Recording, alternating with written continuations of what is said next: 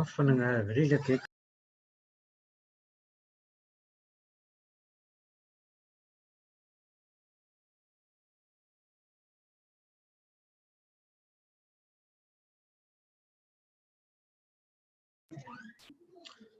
Okay, we'll start. In the name of the Father, and of the Son, and of the Holy Spirit. Amen. Thank you, Heavenly Father. Thank you, Jesus. Thank you, Holy Spirit, for this wonderful day. Lord, we're having an amazing session with you for the past 70 plus days. In the midst of this lockdown, we are still hearing your word, Lord. Thank you for preaching your word through Papa Johnson. Thank you for helping us to change our thinking, renew our mind according to the word of God. Thank you, Lord, for giving us the truth which has been hidden in the word of God. When we understand the word of God, when we confess it, and when we start implementing in our life, it surely helps us in many ways to overcome all the problems or trials or situations we face. Thank you, Lord, pouring up us your agape love into us. With that agape love, we can able to overcome any forces in this world. Thank you, Lord, for this entire 70 plus days. We have been applied your word in many of our problems, and we have result many good things. Many manifestations have been happened. Many healings have been happened in our lives. We have seen many people share their testimony, share the revelations, how God and the Holy Spirit spoke to them about what they have to do. Thank you, Lord. You spoke through us through your written word. That is the word of God. Thank you for selecting us. Thank you for pouring us your agape love into us. Lord, there were many other people who are still longing for the word. Let this teaching, let this Zoom and the YouTube go to their houses, reach to their ears. Let them hear the word of God and let them set free from any bondages. Lord, only your word will set them from all problems and all bondages with which they are facing right now. Without the word, they will not be set free. Lord, thank you for sending your angels to ministering us. When we spoken the God word, angels are backing us. Thank you, Lord, when we speak according to the word of God, Holy Spirit hears us. Thank you, Holy Spirit, for hearing us. Thank you, Holy Spirit, for guiding us. Thank you, Holy Spirit, for helping us in a difficult situation, how to overcome. Only through your wisdom and guidance, we're able to come out of those situations. Thank you for that blessings. Thank you for the anointing. Oh, Holy Spirit, you are the host of the host. Please take complete control of this meeting. We surrender ourselves to you. We submit ourselves to the word of God. We follow the instructions, what has been given to you. You are the host of the host. Please take complete control of this meeting. Help us to understand the each and every word which has been spoken by Papa Johnson in an easier way. We thank you and we praise you in the glorious name of Jesus. Amen, amen, amen. Praise the Lord.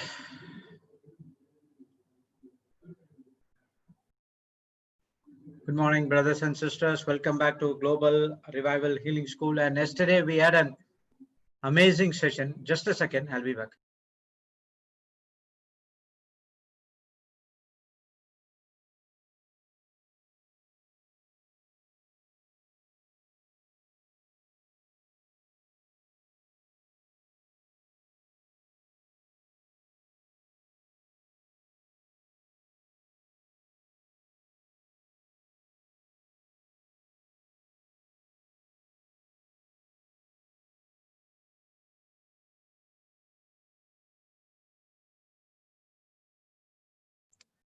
Sorry, there was an echo. So yesterday we had an amazing session with our children's ministry, and thanks to all the children who participated, who shared their testimony, especially the panelists, Sister Jade, Anaya, Jahaya, Aliston. There were some other people as well. I couldn't able to remember the names. So It was an wonderful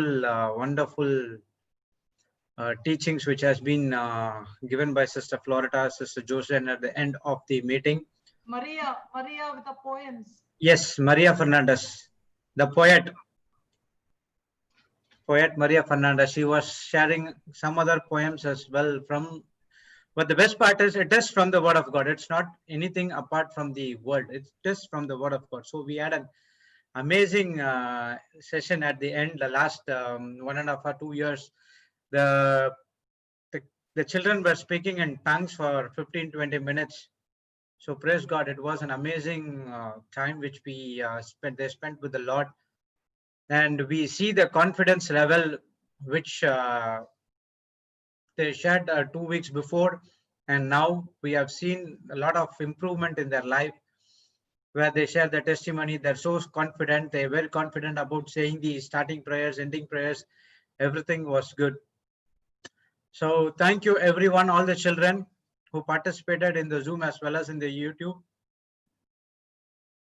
So we believe that every week we're going to have a children's retreat on every Saturday morning to evening. So we would request all children who are free, who are hunger to the Word of God, can come and share their testimonies and their new revelation, how they encounter Jesus, how Jesus is helping in their everyday life with the help of the Holy Spirit. Praise God. So we go for our topic, which we are studying on Friday. So we were discussing about warfare, spiritual warfare. Praise the Lord.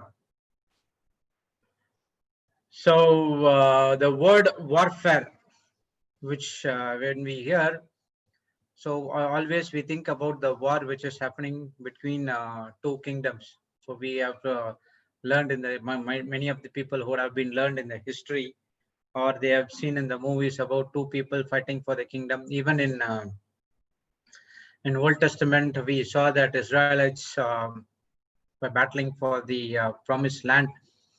Praise God. So warfare, which comes to mind, a war between two people or two kingdom, right?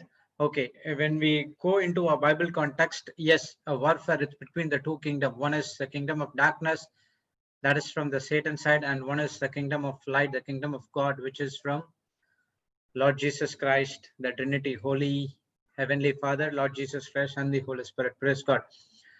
But the battle happens, it's not in the physical, but it's in the spiritual. That's what we say, spiritual warfare. So when we want to get into the spiritual warfare against the lies of the devils, we need the Word of God to fight. So one thumb rule, you can't fight thoughts with thoughts. You can fight only thoughts with the Word of God. Praise God. So you can't fight the bad thoughts with the good thoughts, but you can fight the bad thoughts with the Word of God. So everything starts from the thought. The Satan will come and plant that lies which is against the Word of God, which he wants to take us out from the relationship what we had with our Holy Spirit and Lord Jesus Christ. So his only vision is to get back to the sin nature, get back to the sin world. So he has only one tool, that is lies.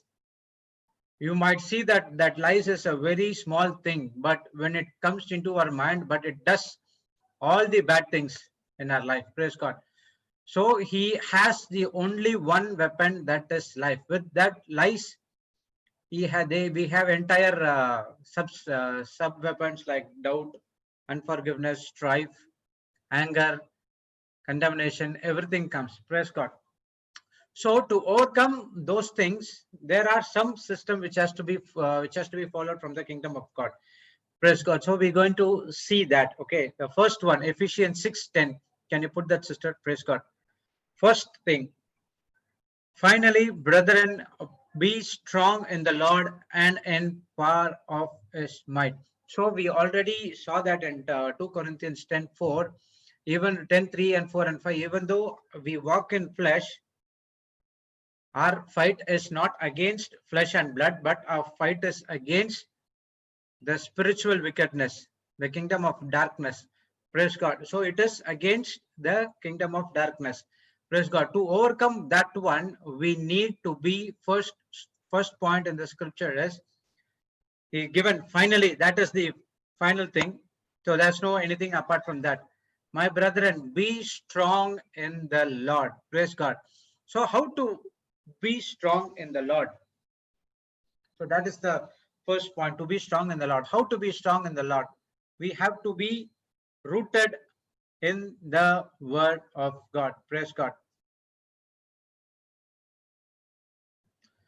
So your root has to be,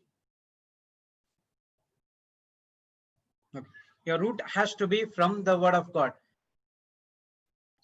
You have to be sure that you are in the right foundation. That is the word of God. So you can't be strong in the Lord when you are concentrating on some other things which is not from the word of God. So you will be you will not be you will going into a different thing, different direction or destruction. Praise God.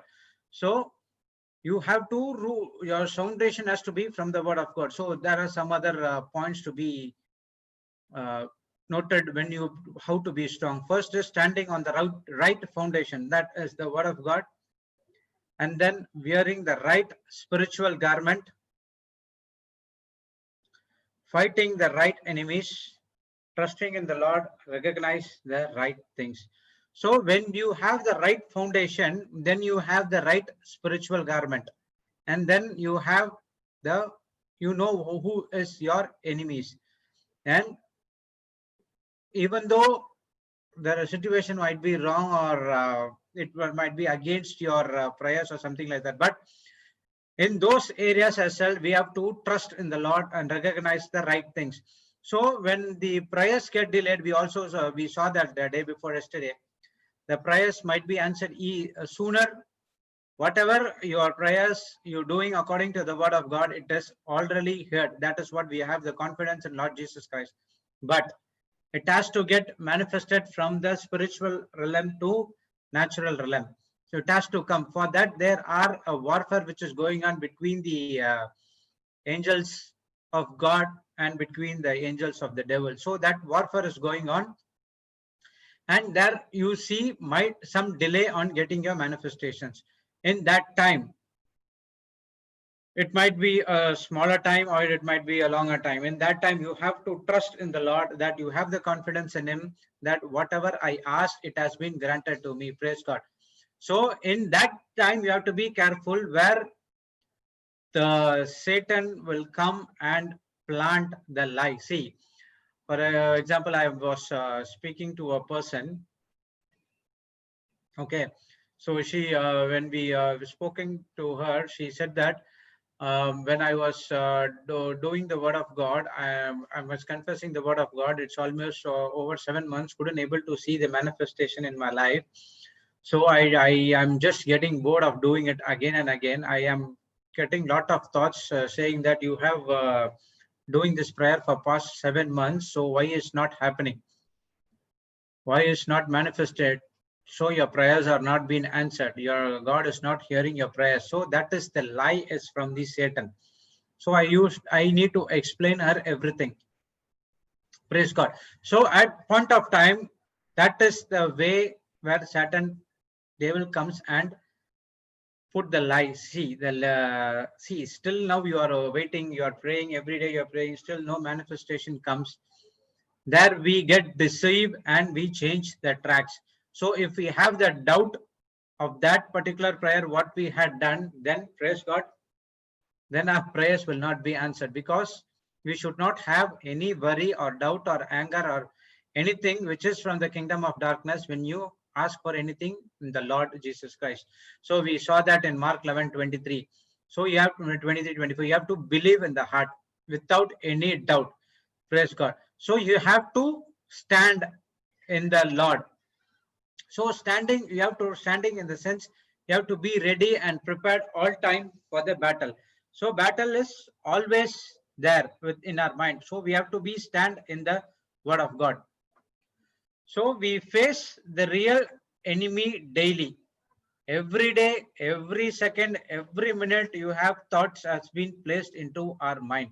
So every day and every time we have fight.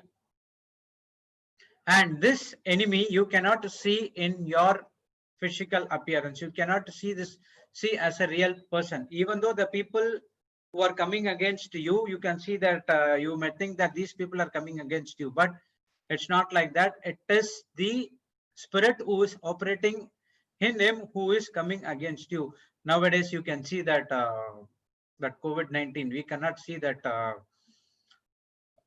that virus, but see what happens. It has turned the entire world into a standstill. So everyone who are in fear. Praise God. But what happened to us who are believing in the Lord Jesus Christ? We do not have any fear about that problem because we know how to fight that battle. Praise God. Since we understand the word of God, since our foundation is in the word of God, we are very strong in the Lord.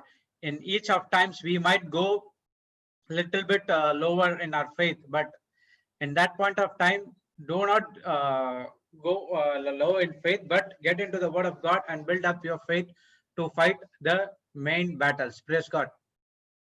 So Satan and his demons try their best to stop the work of God, stop people of God moving into mission by causing chaos and hurts to those who are in God's mission.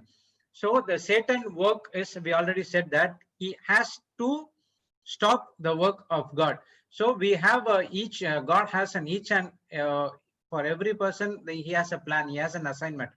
So when we have a personal relationship with him, we know he will come to know, he will tell us through the word, gift of the word of wisdom through our, what are the plans. So when we know our plans, then your battle will be more that he wants to stop your mission. That is God's mission, not your mission. That is God's mission. For your own mission, it will he will not stop.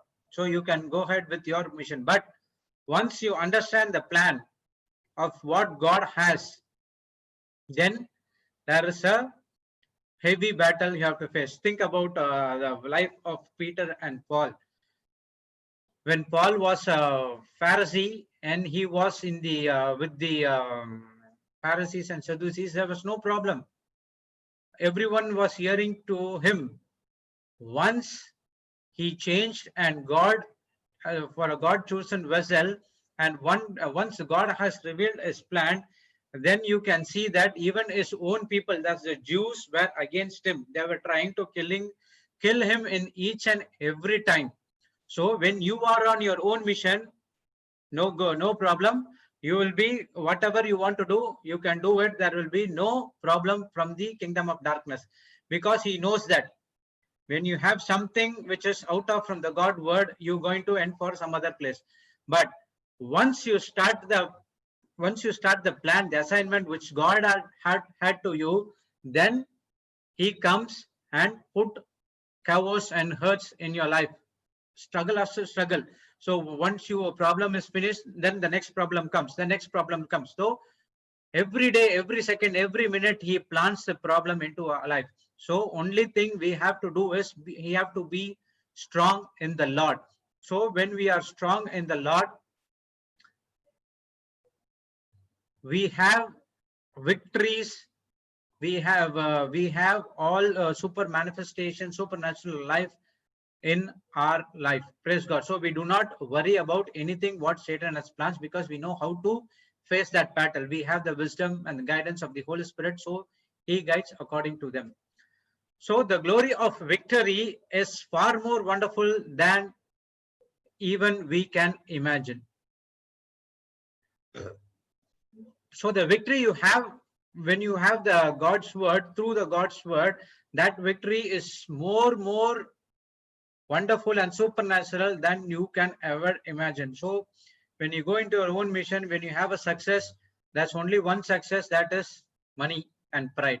So that comes, you have to understand that you have to going in a wrong way. So but glory of victory which is from the God's assignment plan. It's not that the pride or some money or something like that, but we are winning souls to the kingdom of God. So we are getting people from the kingdom of darkness to the kingdom of God. Praise Lord. So the first point to face that warfare is to be strong in the Lord. Next is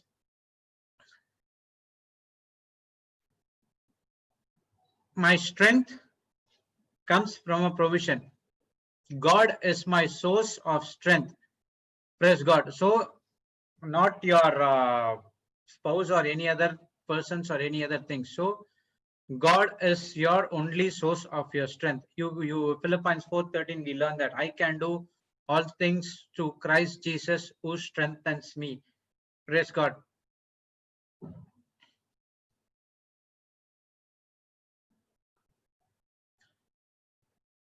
So once we understand that Jesus is only our source, we are strong in the Lord. All our spiritual strength and power comes from the Lord. Praise God. Be strong in the Lord as Jesus is my source. Praise the Lord. So when you are find that Jesus is your source, God is your source, then you are strong in the Lord.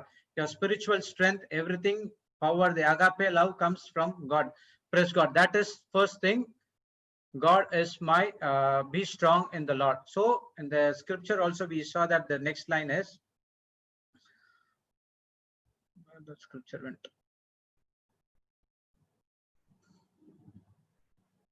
Power of his might. So the strength comes from a provision, power. My strength comes from a provision. The provision is from Lord Jesus Christ, the God, and from the word of God. So my strength comes from his might. Might is something like a, it's like a power. Praise God. Power to have a dominion through dominion over something. In Genesis, we have in Genesis 1:26-27, we saw that God has given us the authority over all creeping things in the world. So might is Sister Jessie has given a what is might? A dominion, force, absolute ability, power to complete and perfect something, power to have dominion over something. God has given me this ability to perform. So that might is from God. Praise God. So how do we get this power? Trusting God's ability for us, leaning on to the Lord and the word of God. Praise God. So power is something you to have a dominion over something. So it's already clearly given that dominion over all creeping things, not the human beings which is in the world. Praise God. So God never asked to have authority or dominion over the human beings or other people, but over all creeping things which is in the world. Praise God. So how to get this power? You have to trust God's ability for us and lean on to the Lord.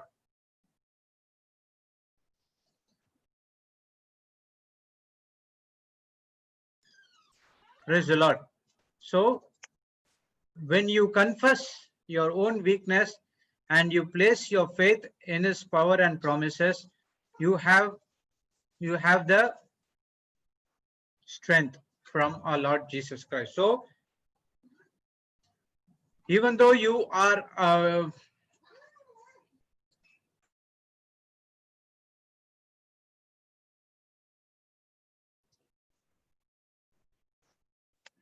praise God. So you have to confess your own weakness, but you have to place his faith in his power and promises.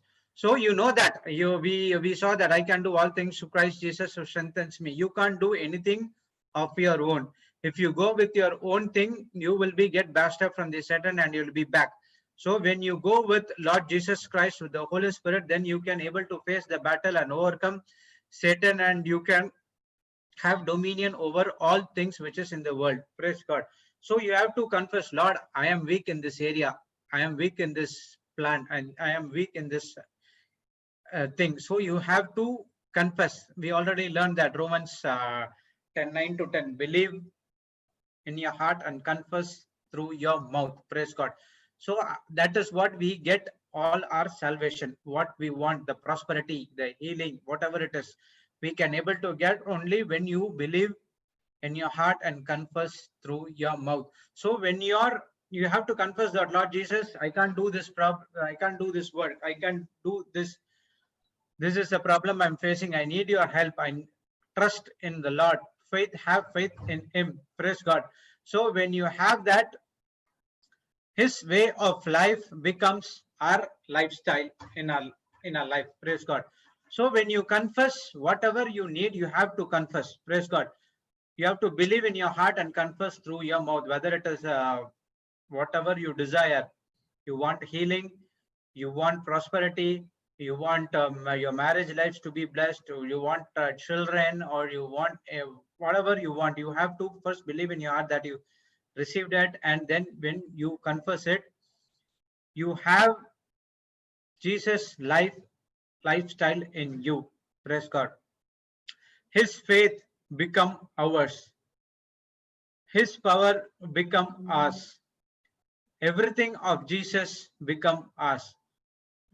Praise God. So when you confess your weakness, so there are many times what we do is when we face any problem, we just say that we don't need anyone. I was like that when before getting into the Word of God. When I was out of job, when I'm going for the interview, I have a pride that I have this kind of so many years of experience in this area. So I'm an expert. I'm an SME in those area. I can easily crack down the interviews. But going to the interviews again and again, every interviews are a failure. In fact, one interviews they said that you are not fit for this role. It got so I got so annoyed of getting that word into me. So that word was talking to me again and again. Am I not good in this area? So this much of experience what I've gained in this field has been it's nowhere relating to what I've did. Am I a waste? So when I go into the interview, then I fail for every interview, then I know that okay, problem is something else. So after getting into the Word of God, then I understood, okay, this is the wrong thing we are doing. Then I understood that, Lord, whatever interviews I'm going, if it is good, you know my plans. If you get a job or not get a job, I will accept it. You know my plans. According to do it, I will go. So after I confessing that whatever interviews I go, I am not speaking on my own. The Holy Spirit speaks on me. Then I got to see the changes. Praise God. So even though I acquired so much of experience in those field, I would not able to crack the interview. Praise God. So when we depend on Him, when we place our faith in Him, when we are asked for His power and promises, when we lead on Him, when we trust on God's ability, then our lifestyle changes. We live according to the Lord Jesus Christ. His faith is ours, His power is ours, and everything of Jesus becomes ours. Praise God. So what a wonderful truth we have. The Lord Jesus Christ, when we depend on Him, believe on Him, trust on Him, He gives whatever He gives to us. Praise God. This is so wonderful. And we are not fighting for victory. We are fighting in victory, which is already on the cross. So that day, Papa was already saying that he knows that he already healed, but your fight is to keep that healing. Praise God. To keep that believing. So everything, it has been done in the cross. Only thing is we are fighting not for that victory. We are fighting in victory. Praise God. So the source comes from a provision. The source of our spiritual strength is through Jesus. When we trust in our own power, we fail. But when we trust in Lord Jesus Christ, it is a sure shot victory. Praise God. So we saw that always triumph in Lord Jesus Christ in 2 Corinthians 2:14. Can you put the scripture, sister? Okay. Now thanks be unto God, which always causeth us to triumph in Christ and make manifest the savor of knowledge by in us in every place. Praise God. In other translation, it says, but thanks to be God who always leads us in triumph in Christ, and through us spread and makes evident everywhere the sweet fragrance of the knowledge of him. So he, in the scripture, it says that you have to give thanks to God always, because he causes us to triumph in Christ. So triumph is kind of an meaning of triumph is kind of a success or be victorious. So the scripture clearly says that we are victorious only through thanksgiving to our God, Heavenly Father. Praise God. So you have to triumph in Christ. The victory is not yours. The victory is yours through our Lord Jesus Christ. When we trust in Lord Jesus Christ, then we have victory. And also we saw that in 1 Corinthians 15:57, we again saw that thanksgiving. But thanks to be God who gives us the victory as conquerors through our Lord Jesus Christ. So when you are through our Lord Jesus Christ, the victory will be yours. It says that thanks to God which give us the victory through our Lord Jesus Christ. He never said that thanks be to God which give us the victory through your own strength or through your own power. It says that through our Lord Jesus Christ. So it's clearly said that if you have a victory in your life, it's only through our Lord Jesus Christ. So always give thanks to him. Praise God. So this is what we learned. Two things. One is how to be strong in the Lord, and my strength comes from his might. So strength from a provision. Praise God. So we learned that how to identify and check out the enemies. So enemy works is in the next scripture. It says, can you put that, sister? 11, Ephesians 6:11.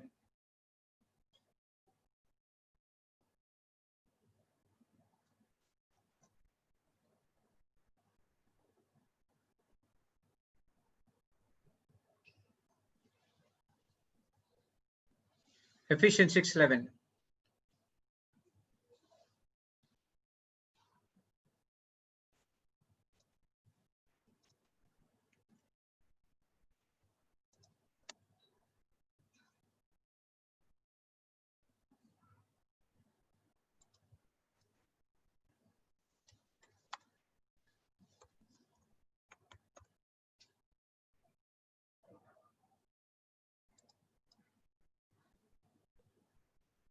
Okay.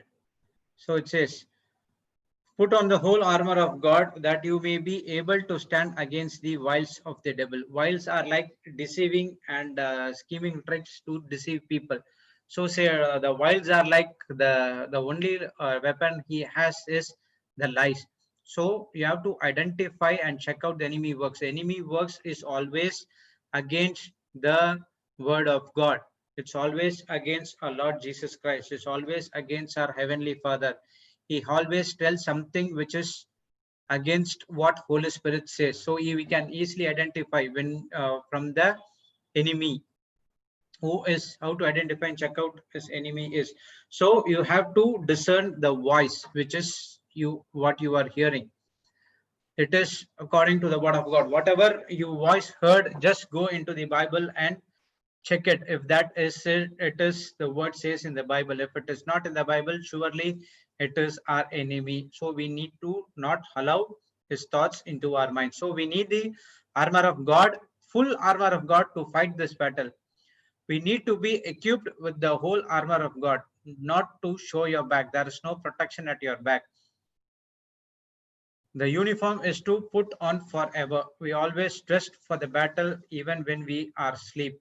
There is no vacation in this world. So the whole armor of God. So the armor of God is always protection in the front, and it is not at the back. So as a Christian, the believer who goes for the battle, he won't show his back. Even though if you see the battlefield, the people who are having the armor, they won't fight at the back. They will fight at the front only. Even though whatever happens, they won't turn their back. If you see, you want to go and see any of the movies, you see that the people, whatever happens, they won't turn their back to their enemy. So God also wants to say the same thing. As a Christian believer, we will not should not show your back, because there's no protection that we can easily get bashed. So, but you have all things which is in front of you, the whole armor. So the whole armor which is in front of you, you have to, that uniform has to put forever. That day Papa shared about the experience of that example about a person who's sleeping. He went for sleep, and what happened when the 3 or 4 the enemy came, they took the sword and touched him. They slot him, but they saw that it is not him, but it's only the pillow, but he was in some other area sleeping. So what happens when we are in a sleep? Also there are when you are sleeping also, there are a lot of lies, what to say, devilish dreams comes, all bad thoughts come. So even that time also we have to put the armor of God. So when you are not putting that and you are sleeping it, then you are going for a different place. So the armor of God, we have to put it on 24/7. There is no vacation in this war. Every time, every second is a battle. So how we are going to fight the battle is through the Lord, his equipment. We are able to stand against the enemy. God has given us the ability to stand on not my own power, but through his power. So when we have this battle, we are going through that battle through his equipment, that is the full armor, and then we are able to stand against the enemy. So God has given us the ability to stand on his power, not on our power, in his power. See that if that person would have been sleeping, the enemies come and they would have been easily murdered him. But because he knows that he comes, he sleeps in some other way, and then he can easily fight that enemy in no time. Praise God. So at the same way, we need to be careful of using the God's equipment to fight the battle. So you can able to win the battle only with God's power. You can't win the battle on your own power. Praise God. So the full armor of God, that is Ephesians 6:14 and 17. We saw that. What is the full armor of God? One is the grid of truth. So grid, something like it is a belt, or it built. Okay, you saw the belt. It's tightened in the waist, right? So it's like that. It should be tightened. Truth. Devil will always will not come against truth, because he is the father of lies. So his weapon is always lies, but word of God is always truth. So you have to have that. So we also learn that scripture never set us free, but the truth sets us free. So a person knows the truth, that is from the word of God, that sets him free for the entire lifetime. Praise God. That is first one. The next one is the breastplate of your righteousness. So the breastplate, that is to protect your chest, is your righteousness. Righteousness is a right standing from God. You know that when you are righteous because of not on your own works, but only through the works of our Lord Jesus Christ, through his works in the cross. Praise God. So because he died for us in the cross, we are made righteousness on him. So that day we saw that the prayer, we are of God righteousness through our Lord Jesus Christ.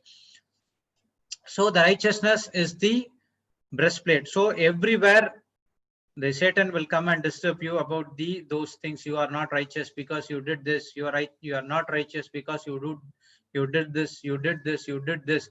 But the Holy Spirit in us, the ministry of the Holy Spirit always says that one is about reminding about the sin, that is unbelief. The next one is the righteousness, not your unrighteousness. Your righteousness because of what Lord Jesus Christ did in the cross. So next is the gospel of peace. So a person has to be in peace when you're going into the battle. Praise God. So always peace should be there. That is the third one. Next important thing, the shield of faith. When you have it is in the hand. So faith comes from hearing hearing the word of God. When you spend time with the word, when you spend time confessing your word, believing in your heart, confessing through your mouth, your faith increases. Praise God. And next is the salvation, your helmet. When your faith increases, when you confess, you are into a salvation. You have the helmet of salvation in your head. Praise God. So how the salvation comes also, Romans 10:10. Confess, believe it in your heart. So the next important thing is the sword of the Spirit. That is the word of God. So all these 5 things are the protection. So these, you have the protection of these 5 things, but you need something to fight against the Satan. That is the word of God, the sword of the Spirit. So the sword of your spirit is your mouth. You have to speak the word of God against the thought which is in your mind. That is the full armor of God.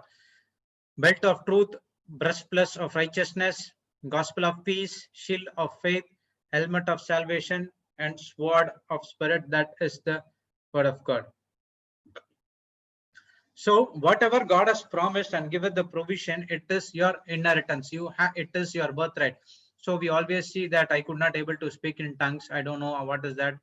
I will not able to speak in tongues, whether I will get it or not.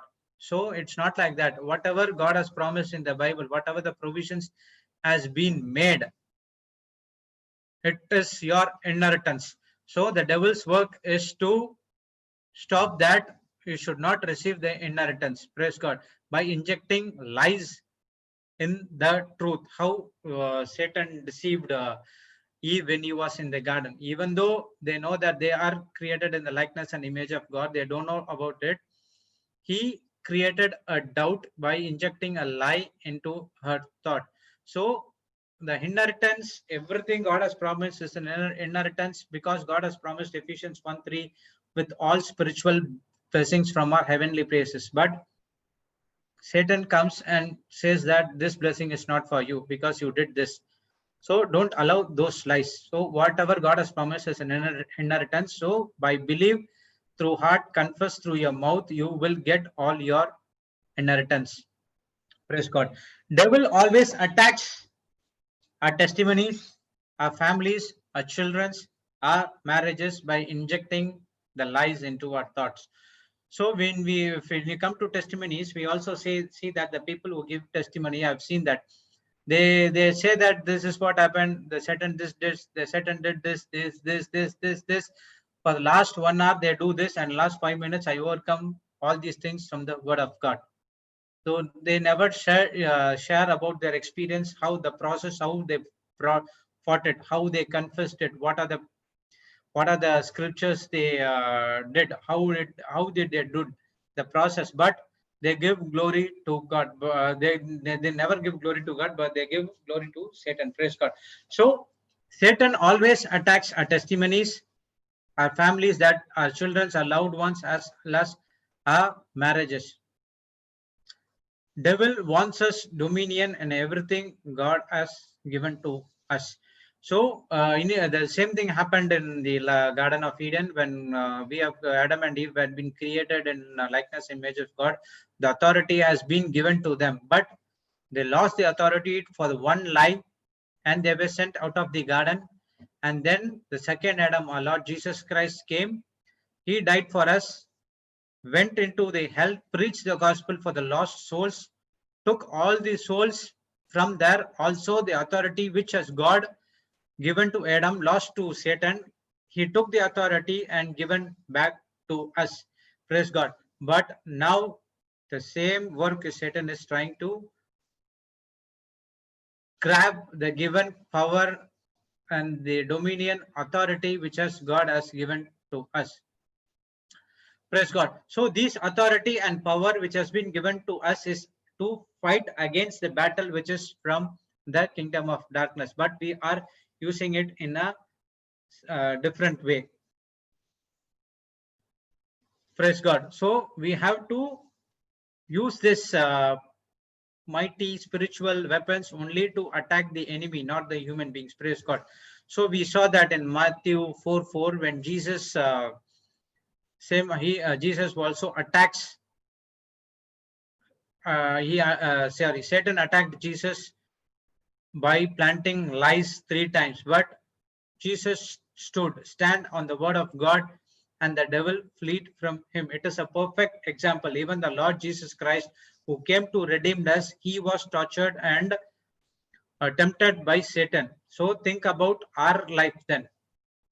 So even we will be tempted.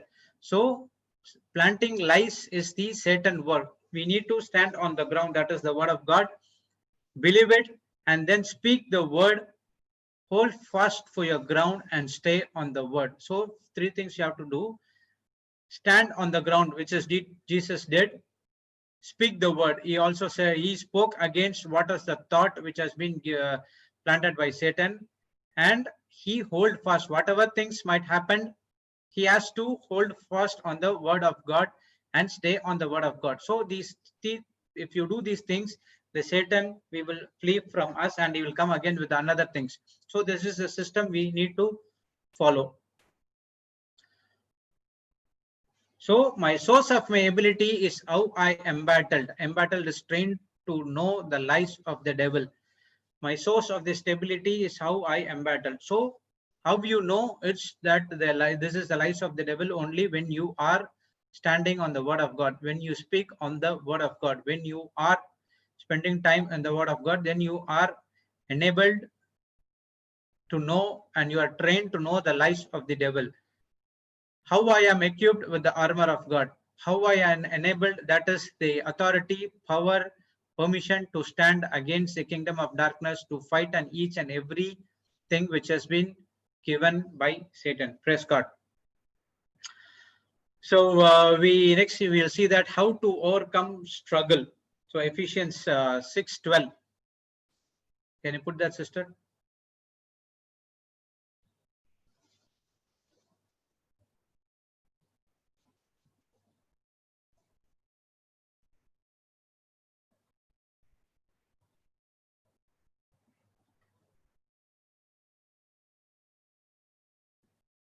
Okay.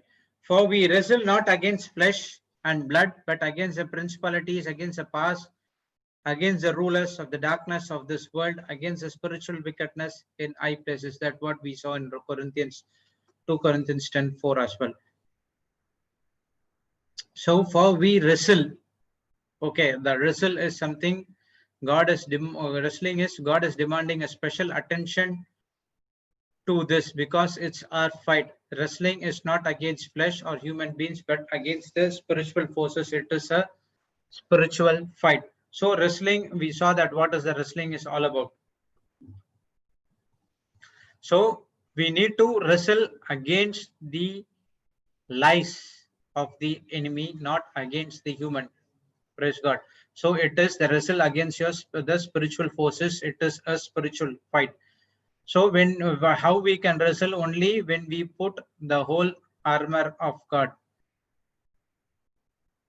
So why you want to put the whole armor of God? When you put the whole armor of God, every trick of the devil will fail. It has to wear all times, no holidays. Praise God. So the enemy is a spiritual. You can't see it in a physical world, even though it has been, your problem has been come through a person, but it is because of the spirit which is operating in him. We have saw a lot of testimonies that the people who are coming against us, when we rebuke the evil spirit, what happens? He gives the life to Lord Jesus Christ. So don't go against the human beings, but show the love. Please only the show agape love to them, and then we can able to win the soul to the kingdom of God. So why you are putting the whole armor of God? Because it takes every trick of the devil will fail. So it makes all the trick of the devil will fail. Only without, you can't go only with some of the armor of God. We have to put the whole armor of God. So in verse 12, we also see that who is the enemy and what is his identity and strategy. Praise God. So whatever the lies or the thoughts which is against the word of God is from the enemy.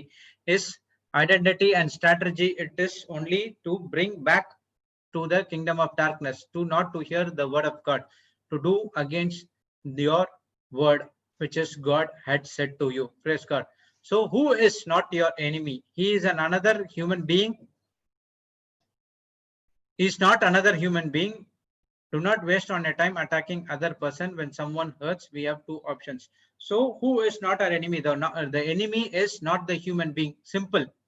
Our enemy is not a fellow human being. Our friends, it might be our friends, or it might be our parents, our spouse, our children, our relatives, our known ones, or the community. So wherever Satan comes, he will plant the lies. But human being is not your enemy, but the spirit who is in him is your enemy. That is, you have to fight in the spiritual world. So we can do two things when someone hurts you. One, become angry with them, or you can quickly forgive and move on. So if you become angry with them, then you are fighting the battle in the physical against a human being. So then the hurt comes, the anger comes, the unforgiveness comes, lot things comes again, repeatedly again and again. Then easily devil know that you are under his commandment, then you will listen to him. But the second option says quickly forgive and move on. That's what God has said to us, love and forgiveness. Love him and forgive him and quickly move on. So that when you have this armor in you, that is the love, you can easily short circuit the trick of the devil. Praise God. So devil wants us to get a focus on another person, move us into hatred, and get us disconnected from Jesus. So Jesus commandments is only to love one another as he loved you, and forgive one another as my heavenly Father also forgives you. So when so devil plan is to get focus on other person, to move into hatred and all other anger, strife, whatever it is. So what happens when we fight one another? We move out of grace into hatred. The armor of God is lowered and we are heading towards self-destruction. Praise God. When we do that, we are telling people that gospel is a lie. So what a sin we are doing when you do that. Praise God. When you are against the people, when you are against a human being, when you are operating in the hatred, strife, anger, you are not trapping into the grace of God, but we are telling that gospel is lie. Praise God. So we do not allow those things. So when we say that gospel is lie, then you are targeting an unbelief and you are not believing in Jesus. When we fight against the person, Satan always wins. Your attitude of not fighting but forgiving will always take you to victory. So if a person comes against you, do not fight against a person but fight against the spirit. Ask them to fight against the spirit, and then your attitude of fighting is not fighting but forgiving him. Show the agape love, and then you are heading to the victory. Praise God. So the Satan tricks are deceive us by lying us about the consequences of sins, deceives us by casting doubts on the word of God, introduce the false doctrine that is doing good, trusting in good things will save your soul. Praise God. So two things what the Satan tries to do. One is deceiving us by lying us about the consequences of our sins, and deceiving us by casting doubts on the word of God. And the third one is deceiving us by causing doubt to God's goodness. That's what we saw in Genesis 3:5. So these are the Satan tricks. So the gift of the Holy Spirit is supposed to help witness to agape love.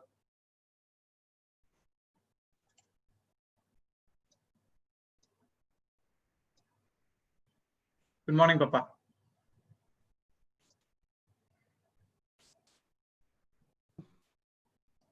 Good morning, Papa. Good morning. How are you? I'm blessed. How are you? I am on the top of the world, excited to preach today. Praise God. So the So you want? topic is good, no? the prayer of agreement.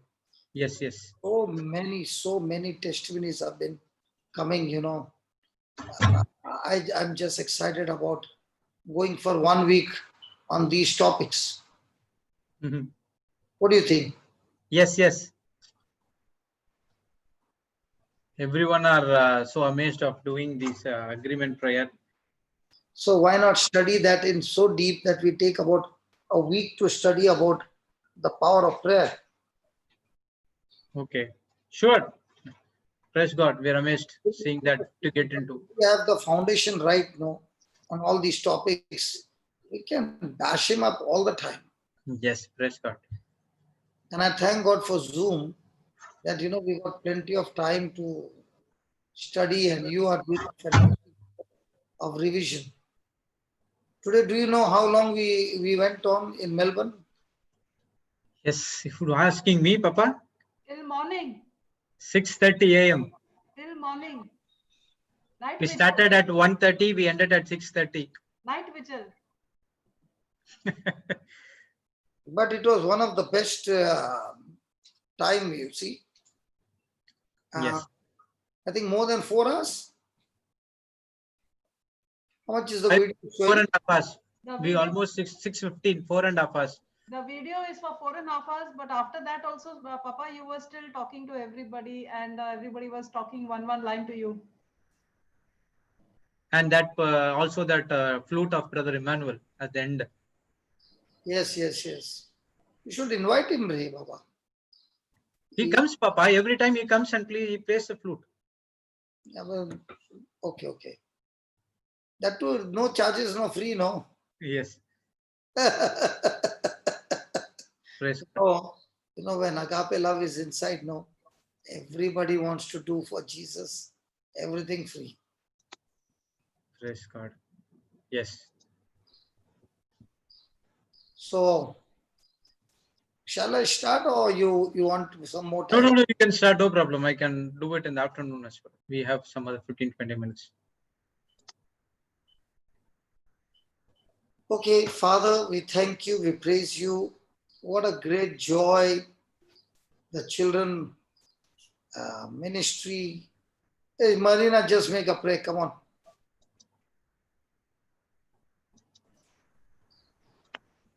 Heavenly Father, Papa, I'm not coming on the video Okay.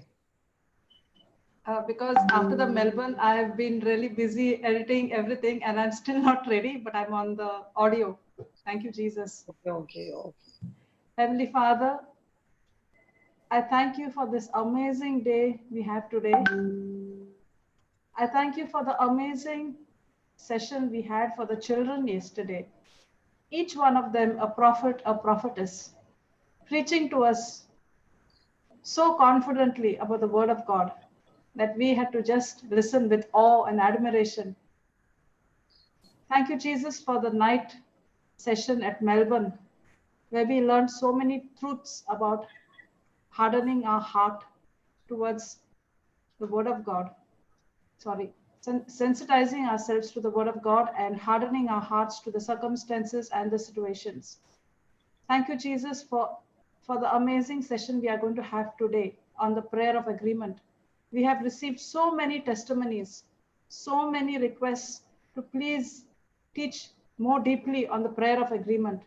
And we know, Lord, that we are going to have amazing teachings on the prayer of agreement, not only today, but in the days to come.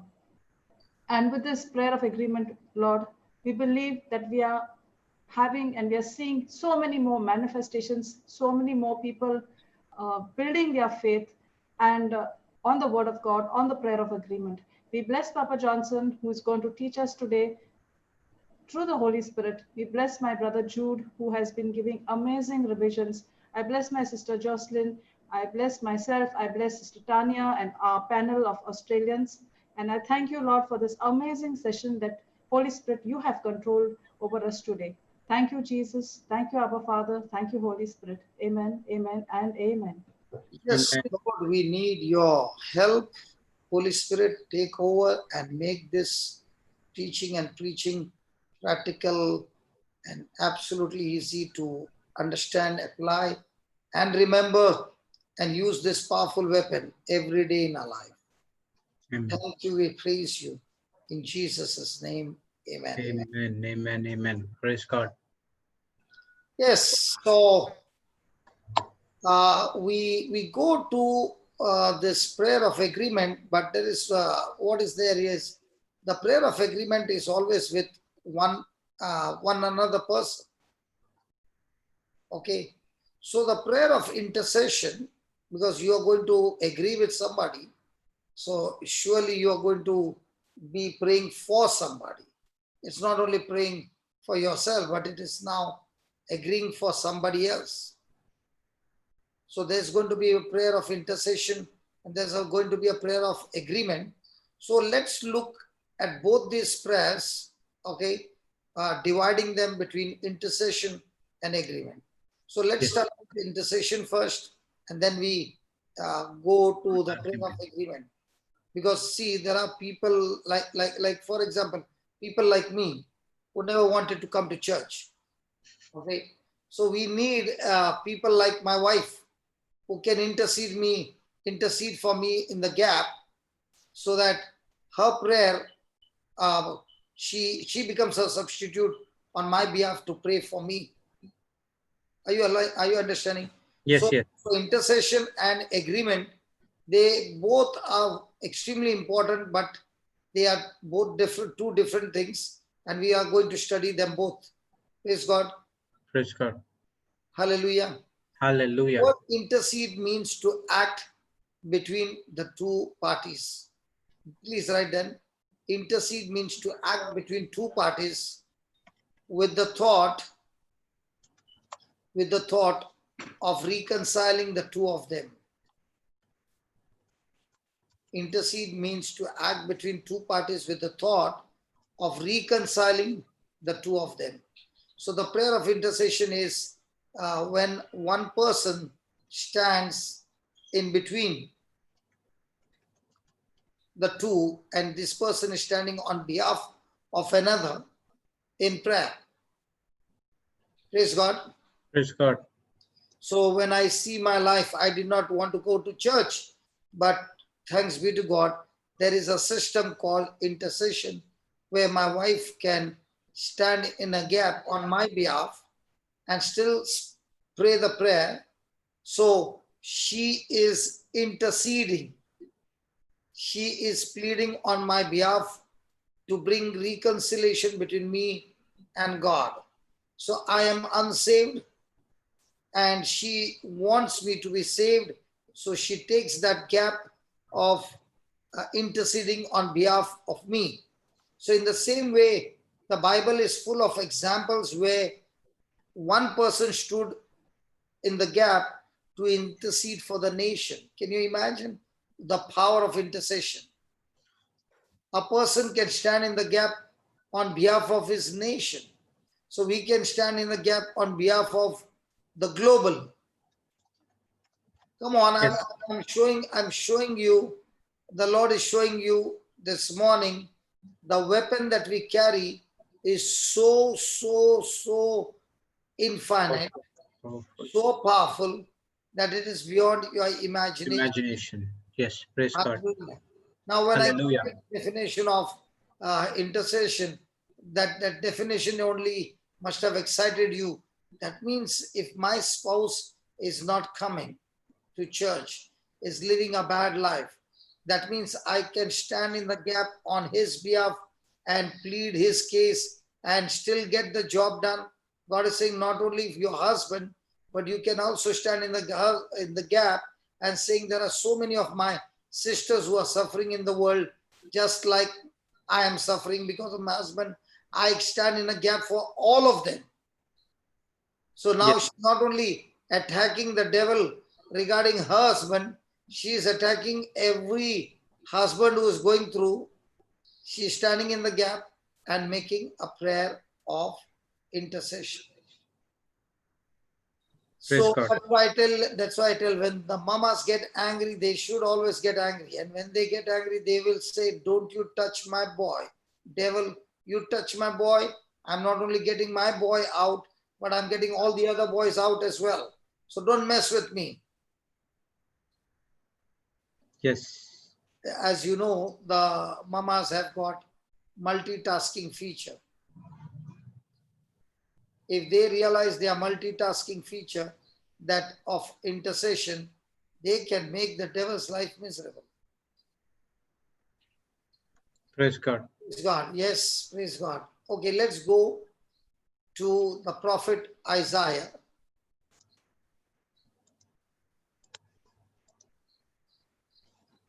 Chapter number 64, verse number 7.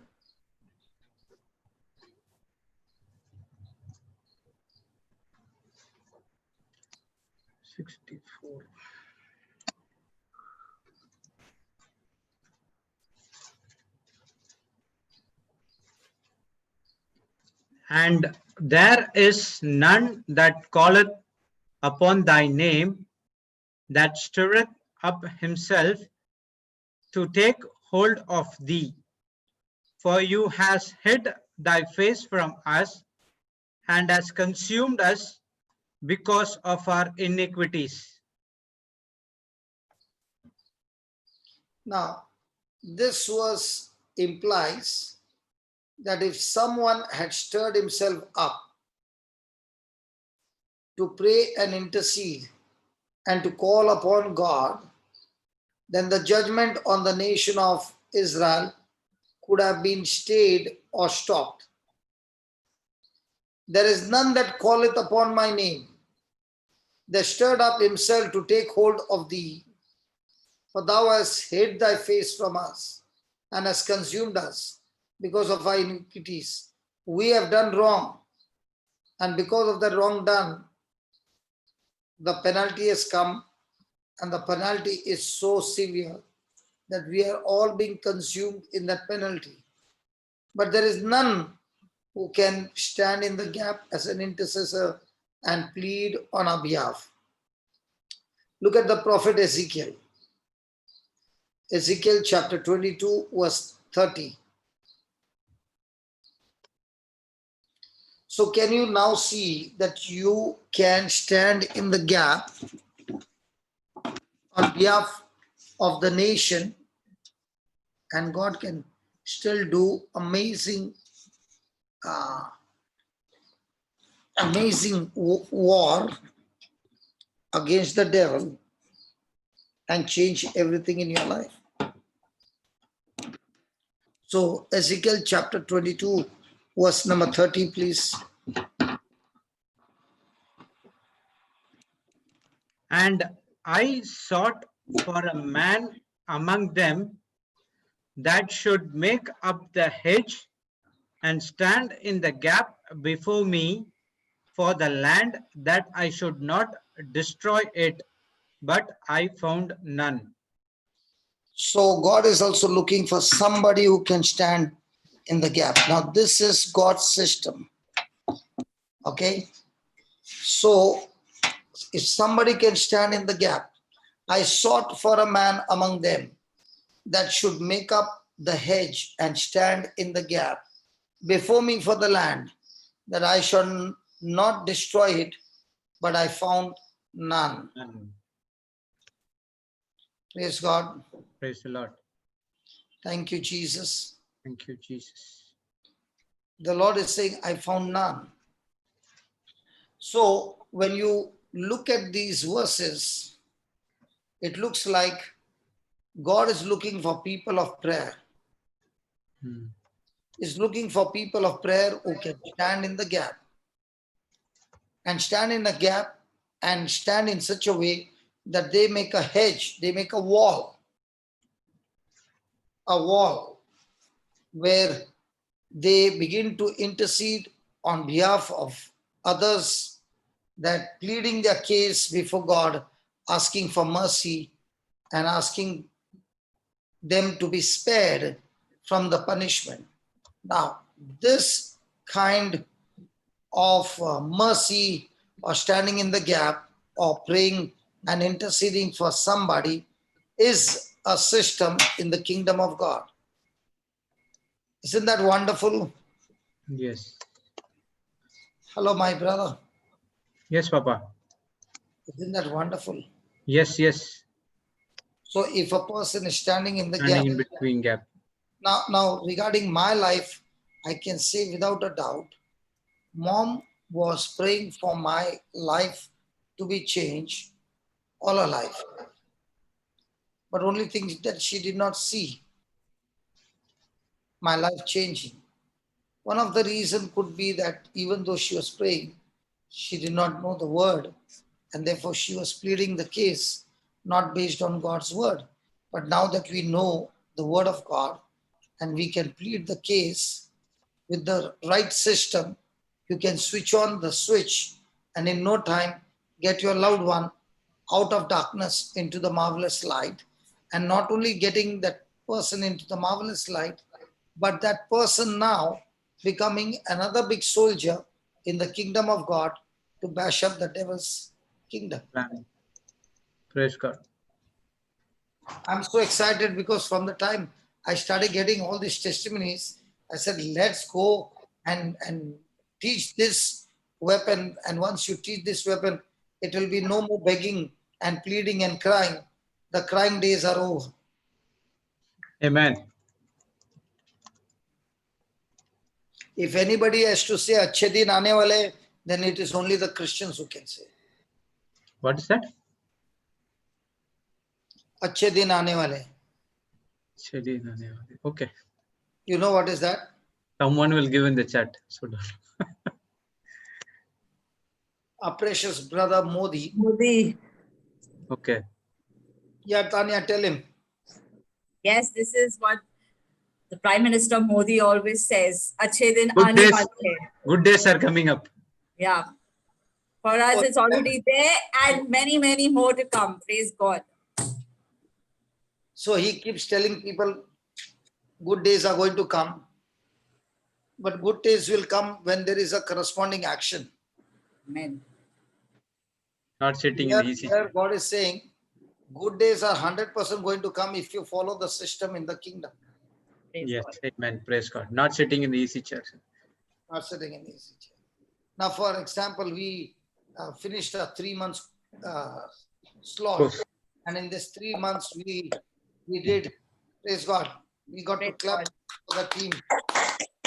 Thank you, Jesus. Praise you, Jesus. So each one did a fantastic job. And now when you see after 3 months, amazing results have come. The seeds have been planted, the crop is growing, and not forgetting Jessie because she never comes on the screen, but she's taken the job of Marina, typing and typing and typing. God bless, praise God.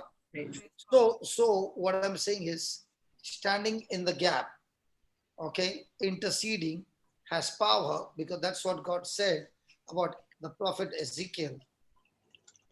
I sought for a man among them Papa, that should. okay, Yes. the standing in the gap, what you have this examples in the Old Testament, do we have in the New Covenant? Because I think it's completely different. Yeah. No. Give me a chance. No. Yeah, You are okay. taking the movie directly to the end. You are always restless here. Okay, sorry. You are not allowing me to preach in the system. You are only saying, come on, fast forward all that. I don't want to see all that. Let me just Sorry. go to that. Sorry. Or should I go to the end chapter? No. You go step by step. Praise God. Praise God. See, the Old Testament is the shadow of the New Testament. And if you understand, in the Old Testament, the power was at this level. How much will be the power in the New Testament? Much more. Praise God. See, the Old Testament is a limited power. New Testament is fullness of power. Unlimited. If you can see that level in the Old Testament, you got to become more excited then. Yes. Don't cancel the Old Testament completely. Okay. The Old Testament is an example for you, which you can see now in the New Testament, which is invisible. Yes. Okay? Yeah. That's why these testimonies and these examples are given for us to understand that this happened in the Old Testament. Now we are people of the covenant of the New Testament where agape love has been poured And when you operate in the New Testament, you've got to be excited. Lord, in the Old Testament, it was this much. Devil, hey, in the Old Testament, I saw this level. Now in the New Testament, you are no match at all. Amen. Yes, Amen. praise Praise God. God. So it is always better to compare between the two. Then you will begin to understand the intensity and the depth of how much God loves us. Hallelujah. So this is God's system, okay? And in the 18th chapter of Genesis, we see another man standing in the gap on behalf of others. So 18th chapter 23 to 32.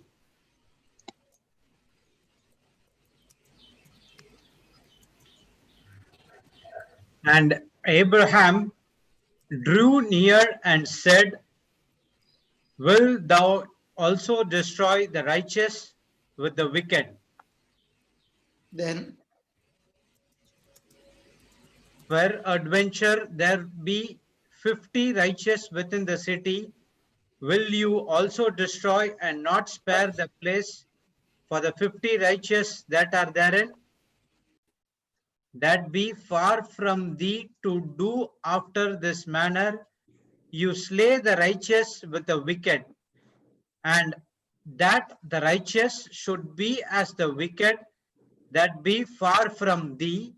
Shall not the judge of all the earth do right? And the Lord said, If I find in Sodom 50 righteous within the city, then I will spare all the place for their sakes. And Abraham answered and said, Behold, now I have taken upon me to speak unto the Lord, which am but dust and ashes. Peradventure there shall lack 5 of the 50 righteous. Will you destroy all the city for lack of 5? And he said, If I find there 40 and 5, I will not destroy it. And he spoke unto him yet again, and said, Peradventure there shall be 40 found there. And he said, I will not do it for 40's sake. And he said unto him, Oh, let not the Lord be angry, and I will speak. Peradventure there shall 30 be found there. And he said, I will not do it if I find 30 there.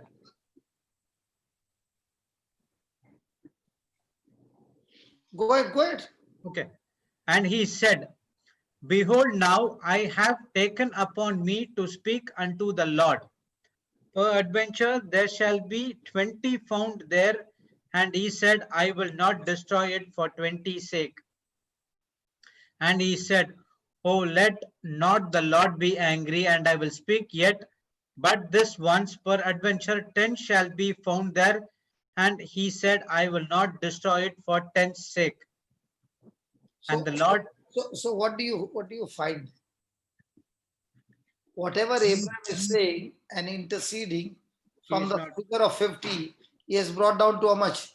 10. 10. But were there even 10 in that city? No. No, right? So Abraham asked the Lord to spare the city. If he should find 50 righteous people, the Lord said, if I find Sodom with 50 righteous people within the city, then I will spare all the place for their sake. Now, Abraham interceding came up to what level? 10. He started with 5 less, 45, 40, 30. 20. 10, So, in other words, Abraham is saying, Lord, if you don't mind, can I say something? If there are 10 people, what then? Will you still spare them? And the Lord said, yes, I will do it. Just because you asked me, okay, just because you asked me, for those 10 righteous men, I'll spare the thousands who are there. So you find that Abraham is talking to the Lord and is bringing the count from 50 to 10, and God is still agreeing to Abraham to because of the 10 righteous one, he will spare the city.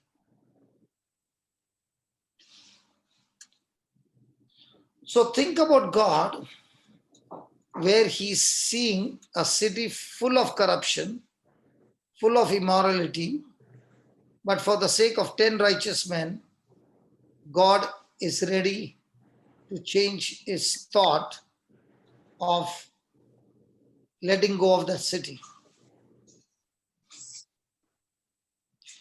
Praise God. Praise God. Now, is God the same yesterday, today, and forever? Yes. Amen. Yes. Does God change? No. No.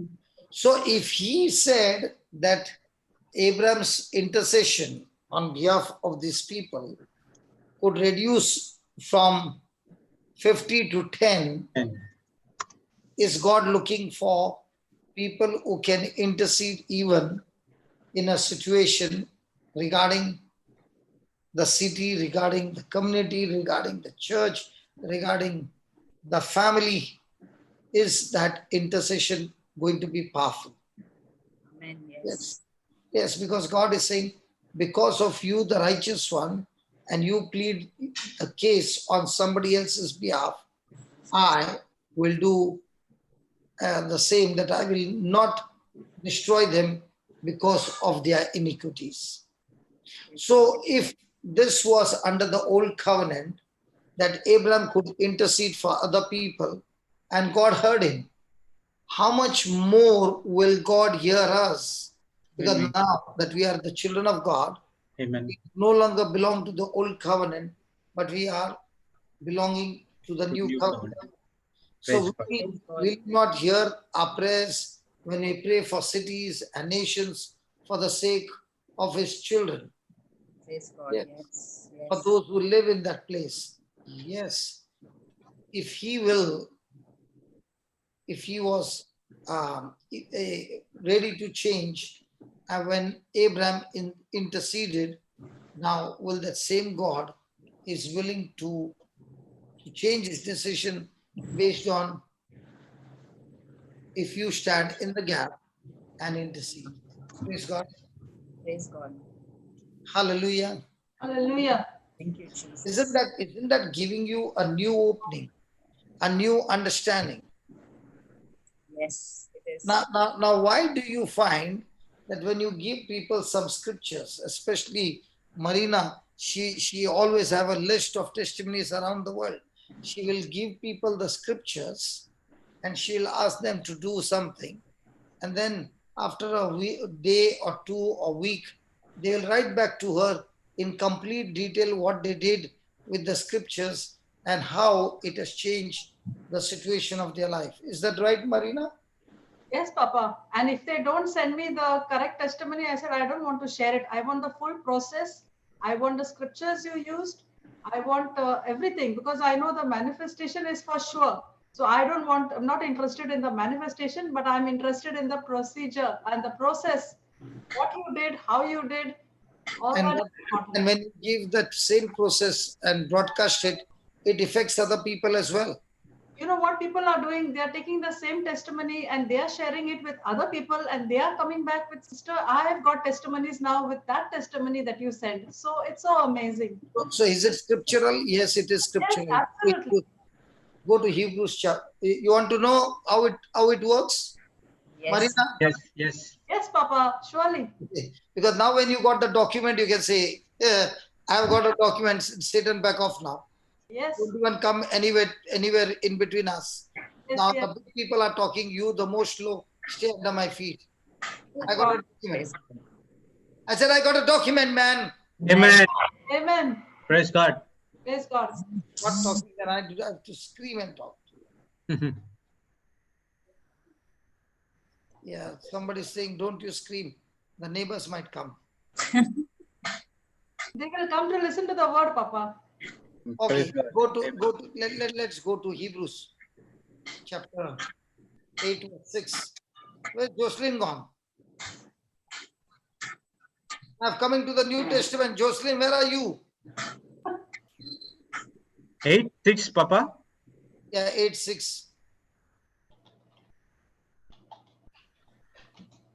But now hath he obtained a more excellent ministry, by how much also he is the mediator of a better covenant, which was established upon better promises. Read that again.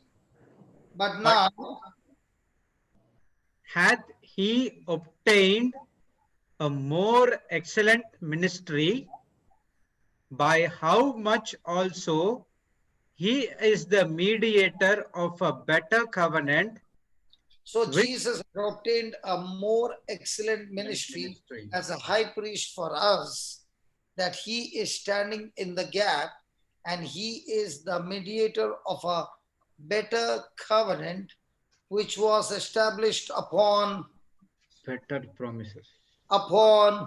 Better promises. Because before we were not the covenant children, but now we are the covenant children, the children of Abraham, the descendants of Abraham. And just as Abraham was, praise God, we are now under the covenant, praise God. So we have an even better covenant established upon better promises. So now we do have the power and authority in the name of Jesus. Praise God. Thank you. So when you take the name of Jesus, you not only have the mediator who is seated at the right hand of the Father, but you also have him, and not only as a priest, but now as a savior, as a healer, as a deliverer, as a protector, as a provider, as everything in one. When I use his name, Amen. okay, I use the power of attorney given to me by Jesus, not only to help myself, but much more now to help others through prayer and intercession, and to effect a change in nations, in communities, in churches, in society, and the change is surely guaranteed through Jesus, and therefore we bring glory to God in our intercession. Amen. Thank you, Jesus. So now, according to this scripture, Hebrews 8:6, do we have a mediator? Yes. Is he Jesus of Nazareth? Yes. Yes. Is he on earth or is he in heaven? Heaven, right hand. And is he The right seated hand at the right hand? Yes. Now, is he also interceding on our behalf? Yes. Yes. So is his prayer powerful? Amen. Yes. So now when I agree with his prayer that he has already given me in writing in the word of God, now will his name, will that word agreement, will that standing in a gap out of compassion, out of love and mercy, now am I operating in the law of love? Yes. Yes. Now, will that bring effect to those who are asking us to pray for? Hallelujah. Yes, Amen. brother. Yes. Praise God. Amen. But what is very important is you not only pray for them so that their blessings come, that their prayers are answered, but much more than that for God is that the person's life is changed and he too accepts Jesus as his Lord, God, and Savior. And by doing that, his life is completely transformed.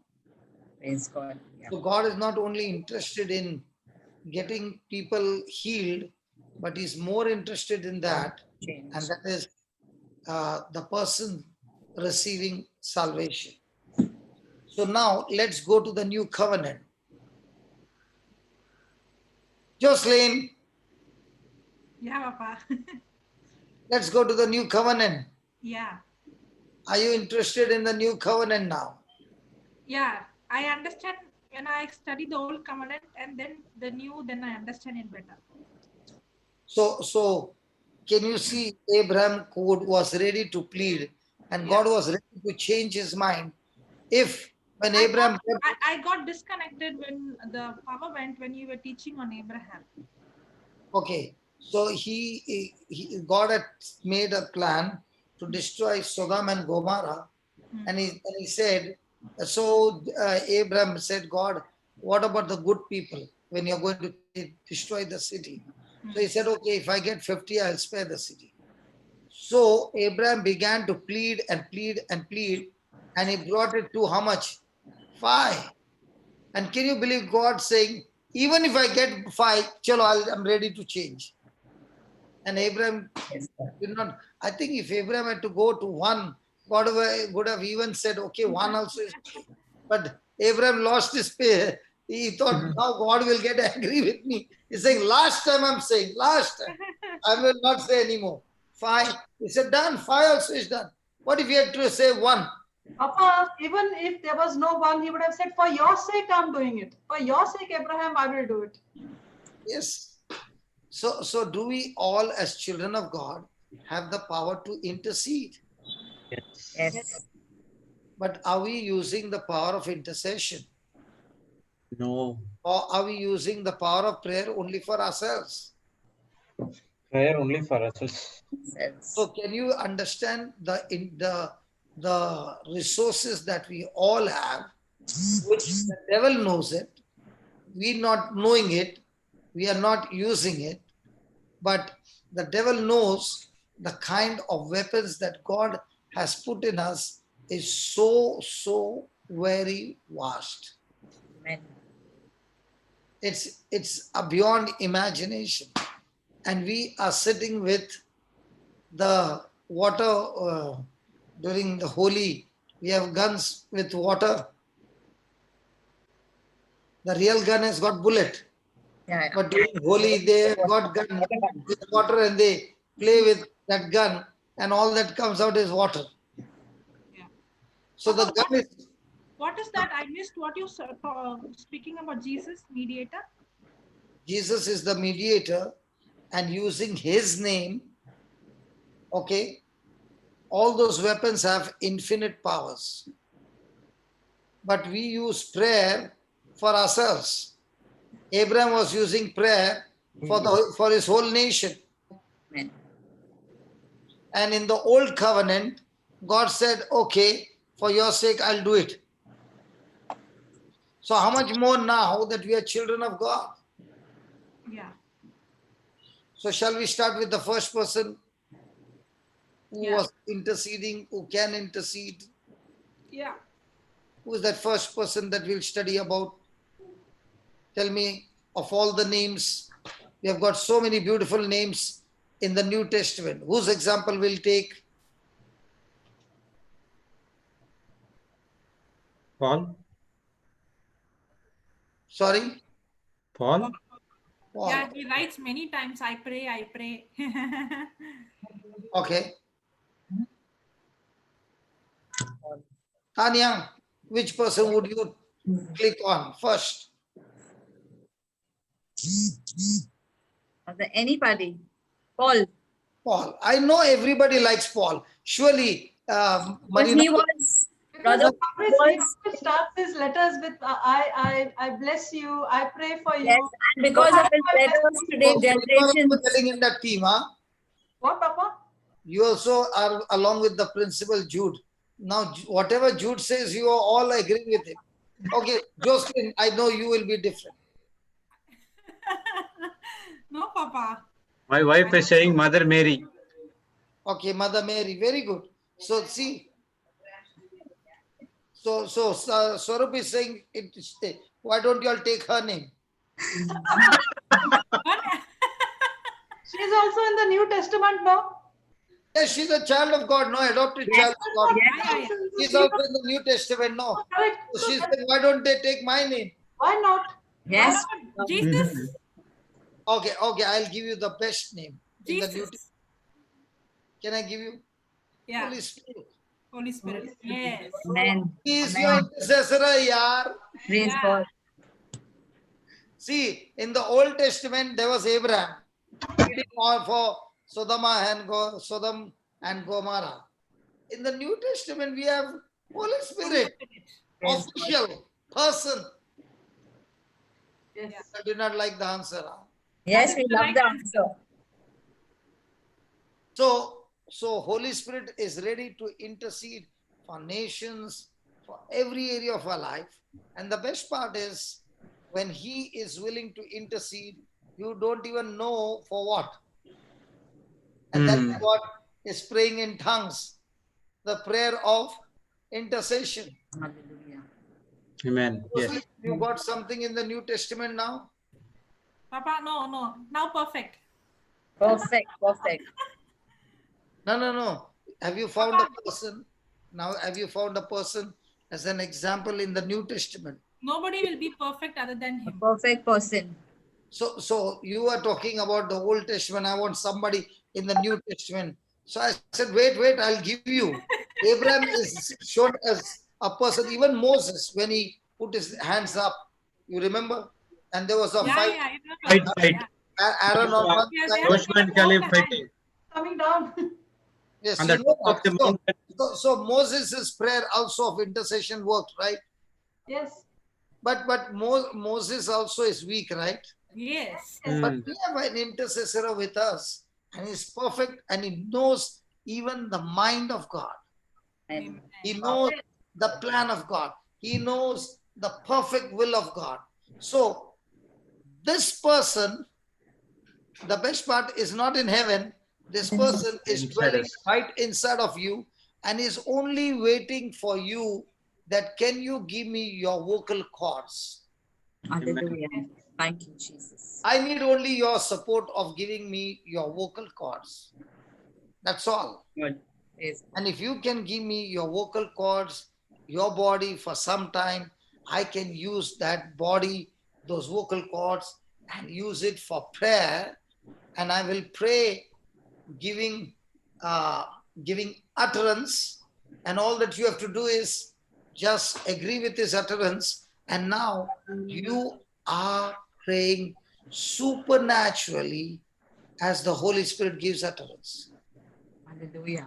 Thank you, Amen. Jesus. You know, Tanya, do you know what's going to happen after 30 years to your children? The Holy Tanya, Spirit. do you know how is it going to be the 10th generation from now on? Amen. Yeah, What we I mean, do you know? Yes, No, brother. you don't know. The Holy Spirit knows. Correct. So are we going to pray only till we live, or are we going to pray till the 1000th generation according to the Bible? 1000 generations. Praise God. So the Holy Spirit knows exactly what's going to happen. And now what are you doing? You are preparing the groundwork as the great grandma that they will put one day Kirit and Tanya, 100 years generation, and they'll say, oh my God, Tanya was the only one who had 2, but after that, all the generations had 5 and 8 children. Should we say amen for that, sister? And All warriors for Christ. Praise God. Yes. She has spiritual children also. over there, she's in heaven and she sees that God had planned for her 12 and she stopped at 10. At 2. But the other 10 which were in the gap, they stayed there. And if she had to bring those 10, the impact would have been so big. I'm not joking. When I start studying now, I begin to realize that it is we who have made our own plans. Yes. But if it was God, we would have gone ahead and seen Yes. amazing things happening. I know a family in Goa. You might be knowing the captain's wife. She said, I want more and more children because these children, I want to raise them up, each one a unique soldier in the kingdom of God. Praise Do you know the lady in Goa, Jocelyn? Her husband is a captain. No. She's got, I think, 6 or 7 children now. Oh, no. So she is telling her husband, listen, you don't have to worry about raising the children. God is going to do it. And she is teaching her children the Bible and the whole family is on the Bible. God. So when I asked her, she said, because others have stopped what they were supposed to do, I'm raising up the children. And you look at all the children. They're all rooted in the word. Every one of them unique. Praise Amen. God. They don't come for the retreat. They don't come for the retreat. They say we get the retreat from the channel, and we are so happy about that. So Amen. each one has got different. Now, might be Tanya will say, okay, brother, I made that blunder. Even I'm saying, Lord, I made that blunder. So God, it doesn't matter even if you made the blunder. Now you can have plenty of spiritual children. Amen. Praise God, Father. Yes. Yes. Yes. Yes. So Amen. every day, what am I doing? Feeding all the spiritual children, and now those children are growing. Praise God. Amen. If you can't believe, look at my principal. Jude, Principal doesn't seem to be there. He's there. Smiling. did you hear? No. He is. It's when I said about 10 or 12 children, he said, my time is not up. My time is up. I can still tell my wife, and I can tell. There was a Question. request in that YouTube. I was reading that. No. Let me first finish. No, that's not a question. They were. No, let me first finish what I'm saying. Can you tell? Brother, finish. We want to hear what you're saying. Because he was relaxing behind, and he was saying, God, you are giving such good prophecies early in the morning. And my wife is already listening, Lord. It's going to be awesome, Lord. 1 year, one sitting, one behind. Praise God, it's going to be awesome. And he was just relaxing and imagining so many children all over him. Yeah, now tell me. That's why when I was talking, he was not in this world. Have you noticed? Till somebody, one relative of him, when some bullet goes at the side, that other relative starts, hey! Yeah, go ahead. Yeah, tell me, Jude, what were you thinking? No, I was thinking anything. I was reading to that requisition, so I just concentration was there. So you did not listen what was going here? You. No. So now what are you? The Now what principal are is you? caught today. Usually the students will be caught. Today the principal is caught. Principal has to mind all business, not only one Yes, school. definitely. I agree with you. The children, they all think only small. Look at the principal. He has to take all the responsibility of so many things. I agree with you, Baba. Now Yes, tell me what was running in your mind. When, There Papa? was also something personal, it cannot be disclosed. Which one? No, about the prayer request. No, they asked for an intercessory prayer, so I'm just I was reading that. So that's it. I didn't able to concentrate on that one. So the plan is open now. That after this lunch break, you are going to talk to Marita and see what God's word is saying. Let's take the prophecy. Spiritual children. Oh, spiritual. Okay. I'm not saying anything. Praise God. Praise God. Hallelujah.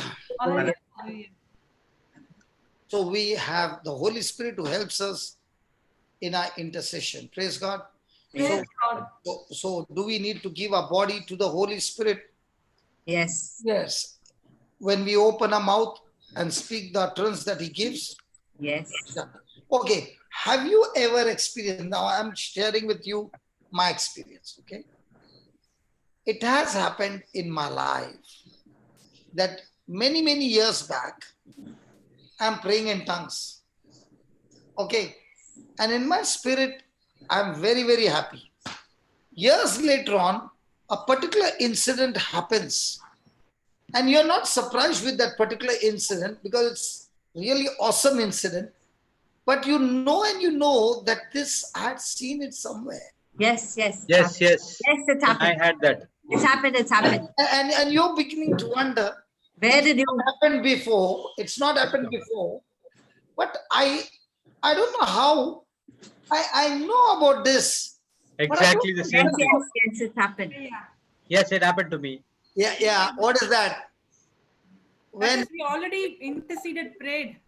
huh? Spirit. He's willing that it will happen. So, Praise so when you were interceding, you had not seen the incident, you had not done. But when that incident happened, no, you're not at all surprised. You are saying, I know. I've hey, seen it. I know what this happened. Yeah. yeah, because it was there in your spirit and you had already seen it in the spirit, not in the natural. And you are saying, so that is what happens. And some of the incidents are like 14 years back. Okay. And then after 14 years, you see, you're saying, wow, this is awesome. So a person who is praying in tongues, on a daily basis, he is getting pregnant with various things for the future. And Amen. the day the delivery comes out, at that time he's saying, when I was praying that day, I felt the same. I could not see with my eyes open, okay? But in my spirit, it was exact. It looks like I've been to this place before, but Yeah. you have never been before. But in your spirit, you have already traveled there and you feel it very, very pleasant. And you know that this is supernatural. Amen. Praise Yes. God. Yes. Yes. That happens to me many a times. Yeah. Yes. Praise God. That's what I'm saying. So when the Holy Spirit helps us and intercedes for us, okay, we receive an understanding which cannot be understood with our five senses. Because just as Abraham was pleading and interceding for the people of Sodom and Gomorrah, in the same way, we now realize that the Holy Spirit has been interceding with our spirit in tongues, in groaning, and we must be focused on that intercession can only be accomplished by leading and guiding of the Holy Spirit. Now, Praise God. let me give something more, because let's take our own examples. Okay, when did we have our first growth retreat? 2016. 16. June June. 2016. Okay, June 2016. Okay, now when we had a growth retreat, the reason was that I was in Bangalore. Yeah.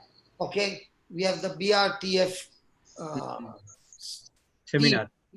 team where we are supposed to go to the villages and bring revival in the villages, and we are Bangalore Renewal Task Force, okay, BRTF. So we don't come under the charismatic, but we are the task force which come under the bishop. We don't come under the charismatic, but the charismatic, we work along with them. We don't work as a separate body. Okay. So our jobs are not inside the church. Our jobs are in the battlefield, in the open, in the villages. The charismatic have their prayer meetings inside the church. We have outreaches outside, in the open, among the believers and the non-believers. Okay. So when we were there, one person said, if you really want people's life to change, then there should be a retreat minimum of 10 days. Okay. And if you want the prayer to be, the preaching to be excellent, it should be for 3 weeks. But the 3 days retreat will not work according to the spiritual system. And this person was giving this example. And when he said that, I said, okay, I will start with 10 days. And that's how I came to Goa, and I wanted to see the experiment, and we had it for 10 days. Now, during that retreat, we ourselves discovered that we don't want any praise and worship. Instead of praise and worship, we will have tongues for half an hour, or whatever praise and worship time is there, we'll put that time for tongues. And we started having tongues. Okay. And when we were praying in tongues, we would put on the screen Benefits. 5 benefits and 5 benefits. So every time we are having a small sort of tongues, there would be 10 benefits on the screen. So the people who are praying in tongues will look at those benefits, and we believe that these are the things that are actually happening in the spirit world. Is that right, Marina? Yes, And, Papa. and when the growth retreat got over, I said, Marina, why don't you take the numbers and start having this praying in the spirit, okay, every day, 365 days at their own timing, okay, and you got to be the force who will be doing that. Now, 4 years have gone by, okay, but in this 4 years, the ministry, which was at a particular level, has gone to a level which is so very high in this 4 years. Do you agree with that? I think we must have prayed even for this Zoom session in our tongues. Amen. Praise God. Yes. Surely, I surely. thought of it just now. Because that night when I reached Dubai, and God gave me an instruction to go and use Zoom and start preaching, okay? Before the others would even use the internet, we were the ones who had already, before the lockdown could come, we started on Zoom and we started for long hours. So that night when I was awake right up to 4:30 in the morning, I was ready to inaugurate. So I was working on it with another person from UK, okay, and setting things right so that we could go and do the job. Jocelyn, Yeah, Papa. this 4 years has the ministry taken a turn? Yeah. We have been interceding for all our broadcasting ministries, for the TV, for the net, for the whatever way we are broadcasting. We have been interceding from much before. So Zoom was also in our mind. Maybe Holy Spirit was already interceding for Zoom that time in 2016. Yes, but what I'm trying to say is praying in tongues. Now, for example, Melbourne morning session, they have, see, when you are putting that I'm in and I'm out, okay, but when a person is actually there in the community and you can hear one another speaking in tongues, Yeah, we did not have that facility earlier, no, Papa. that friction, that fire of small wood with big wood, everybody are getting onto that fire. Yes. So what is needed is now also we have got some of the Zoom IDs which are not being used 24 hours. So that ID can be used where people actually come into the room, pray and go. Instead of saying I'm in, let them come into that Zoom. And if we want, we can take one more license for that, because that paying the license is not even peanut. It's the chilta of the peanut compared to these people who are coming and getting into the room. And even if they come for 5 minutes and they pray and go, it will be so much more effective in this world. Papa, every day the Zoom IDs are announced for each team that is in tongues. On Monday it is Malaysia, then Tuesday, Wednesday, up till Saturday. The Zoom IDs, so everybody can enter the Zoom ID, pray in tongues and go. It is announced already. Correct, but we can get one more ID. Yes, staying for JCILM team. One more ID where a person from any part of the world, it's 24 hours 7 open. Come in and pray. I am getting into the team, I am in and I'm praying. Let them come directly over there, okay, pray for 5 minutes and leave. Wow. Praise God. What do you think, Jocelyn? Yeah, Papa. We can buy one more license, because see, the investment on these things are spiritual weapons. What we are going to invest on these licenses are peanuts, not even a peanut. But Yeah. the result that we are going to reap out of it is mind-blowing. Yeah.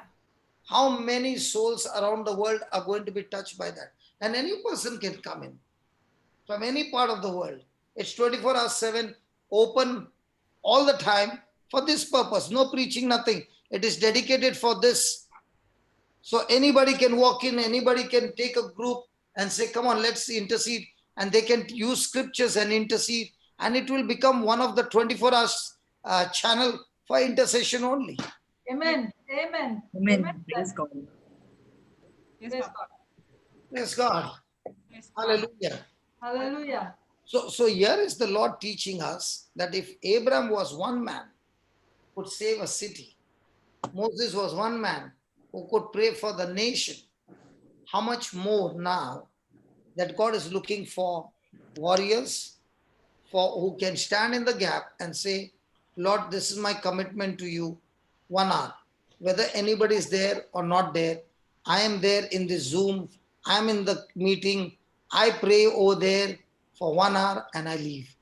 Whether people come or don't come. Now when people come, they come in a group for a particular time. Lord, I might not get sleep.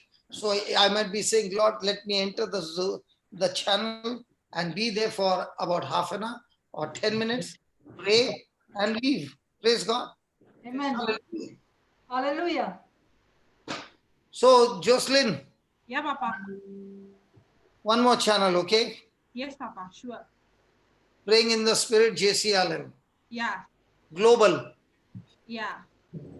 Praise God. If we have all these spiritual departments where the spiritual departments are strong, you don't have to bother about the physical. Oh my God. The devil has to think twice before he comes anywhere close. Because we now understand through the scriptures how we are able to get results. It's not a theory, it is a truth that you can see. Amen. Amen. Use your resources to build up the kingdom of God. Amen. Amen. So Romans 8:26. Romans 8:26. Likewise, the Spirit also helps our infirmities, for we know not what we should pray as we ought to. But the Spirit Himself makes intercession for us with groanings which cannot be uttered. Yeah, you read it, Baba, Jude. Likewise, the Spirit also helpeth our infirmities, for we know not what we should pray for as we ought, but the Spirit itself maketh intercession for us with groanings which cannot be uttered. That groanings which cannot be uttered is a kind of a language, a native language, okay, that you are speaking out of your spirit, not out of your mind. Praise God. Yeah. So, according to the word of God, praying in tongues is also praying with groanings. Praise God. Praise Hallelujah. God. And that is why 1 Corinthians 14:14. 1 Corinthians 14:14.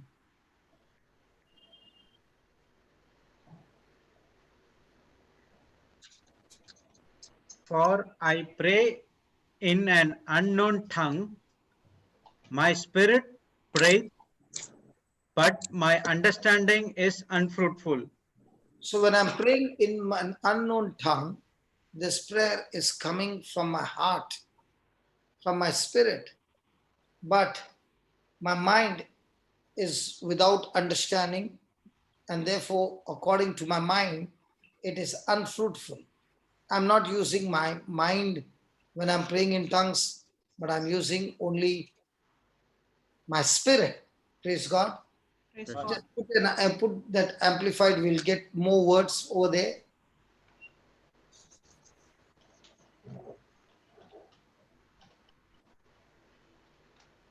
Amplified, yeah, somebody read.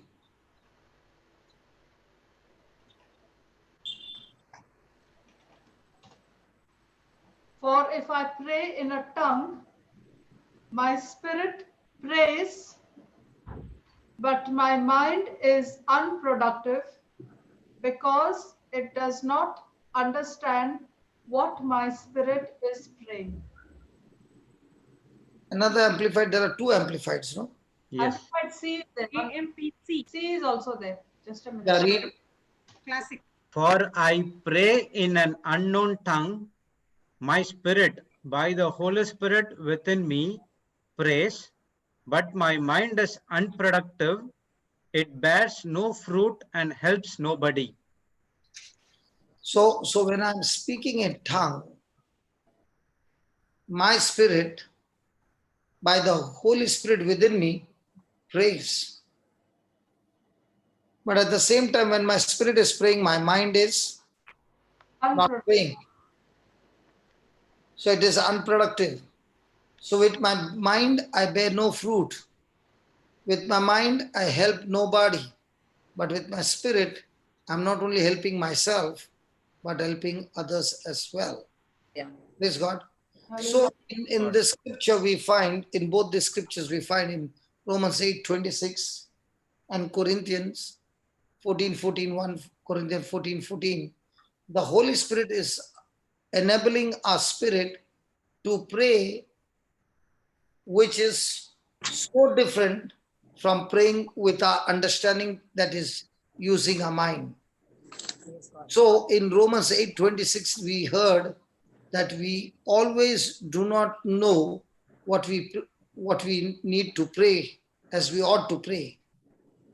We think we do sometimes, but actually speaking, we do not know what to pray.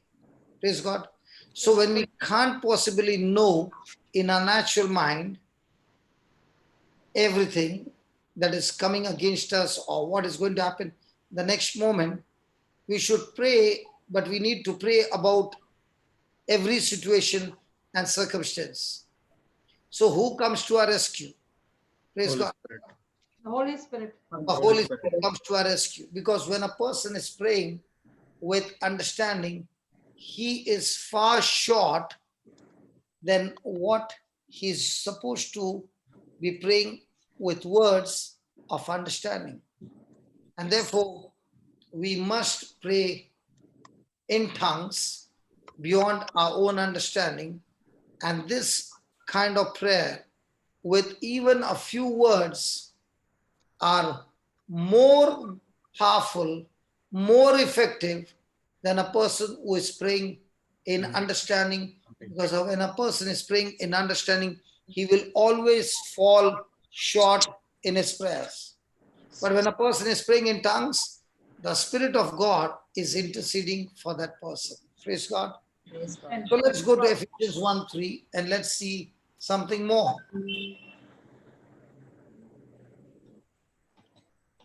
Ephesians 1:3.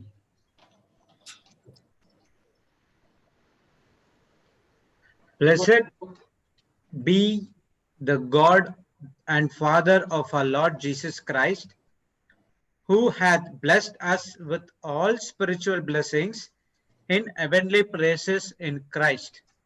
Praise God. So here it says that God the Father of our Lord Jesus Christ, he has already blessed us. Blessed us with what? All spiritual blessings in heavenly places So in Christ. even though he has blessed us with all spiritual blessings, they will only come to manifestation when my words agree with those blessings. So when I say what I want, when I say what I desire, when I say by quoting scriptures, praise God, hallelujah, and I start believing, those words have got tremendous power to change situations and circumstances. Praise God. Yes, God. So when a person is praying for himself, when a person is praying for others, there are times when you will not know what's going on in the other person's heart or what's going on in the other person's life. But praise God, the Lord himself knows it. He knows each one of us, our weaknesses. Praise God. Praise God. And and He wants us to include those weaknesses in the time of prayer so that those weaknesses are terminated and we are made strong. Hallelujah. So when we are praying in the Spirit, the Holy Spirit not only intercedes for us, but also intercedes where the intention of the Holy Spirit is to terminate, eliminate all weaknesses and replace them with God's weapon that makes you strong. Hallelujah. Hallelujah. Amen. So when I am allowing my system to be submitted to the Holy Spirit, I'm giving Holy Spirit the full control of my life. Amen. So remember, the scripture does not mean that when I'm praying about something, the Holy Spirit is going to do something apart from you. No. If that was so, then that would make the Holy Spirit responsible for a prayer life. No. It is I who is responsible for my own spiritual life, for my own prayer life. Hallelujah. It is the Holy Spirit who helps. He doesn't lead. He's the one who helps the believer in prayer. He is not sent to actually do our praying for us, but is sent to help us in every aspect of life, to help us in our prayer life, to help us in every area of our life. But He is not the one to make the decision. Yes, He is going to help me to give me the options.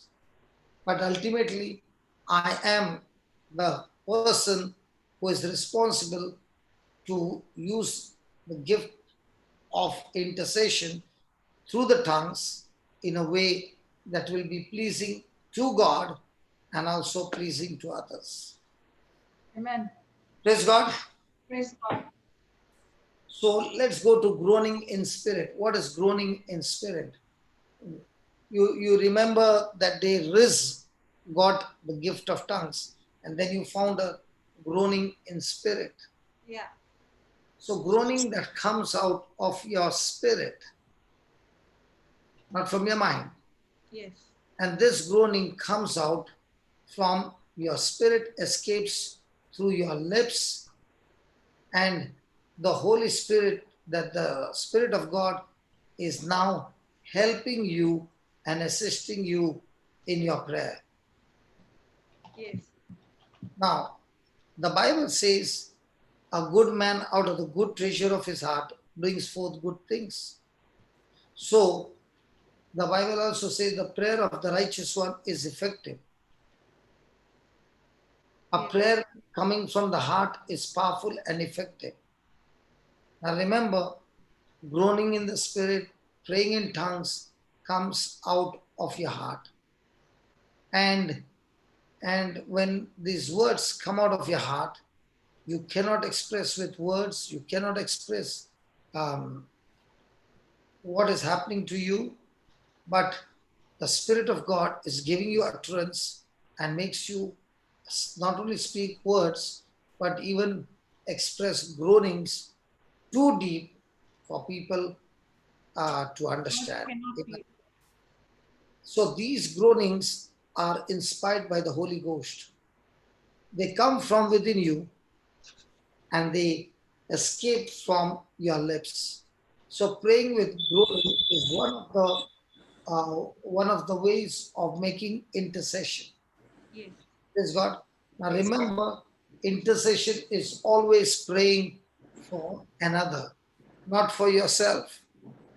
I repeat again, intercession is always for praying for others, but not for yourself. And that's why an intercessor takes the place of another and stands in the gap, like Abraham wanted to save Sodom and Gomorrah, and he stood in the gap, praise God, taking their place and interceding on their behalf, asking God to forgive. Hallelujah. Hallelujah. Thank you, Jesus. Thank you, Jesus. Now, I've got a testimony of a person named Charles Finney. Okay. Charles Finney was a man of God that wherever he went, and the moment he entered a village or a city, the people would straight away come out and confess their sins and repent, and the whole city and the whole village would be converted, even before he could start preaching. He carried such an anointing on him that people would come and confess, repent, and change their life. Praise God. Hallelujah. Hallelujah. His name is Charles Finney. You can check on him. Praise God, his life. Okay. So Finney was once holding a revival meeting in a particular town, and in that town there was a leading doctor who had never ever gone to church, whereas the doctor's wife, on the other hand, was a wonderful Christian leader. The doctor was like an atheist, and he would make fun of his wife but never go to church. Is this possible? Yes. Yes. Now, Finney was a very educated man of God.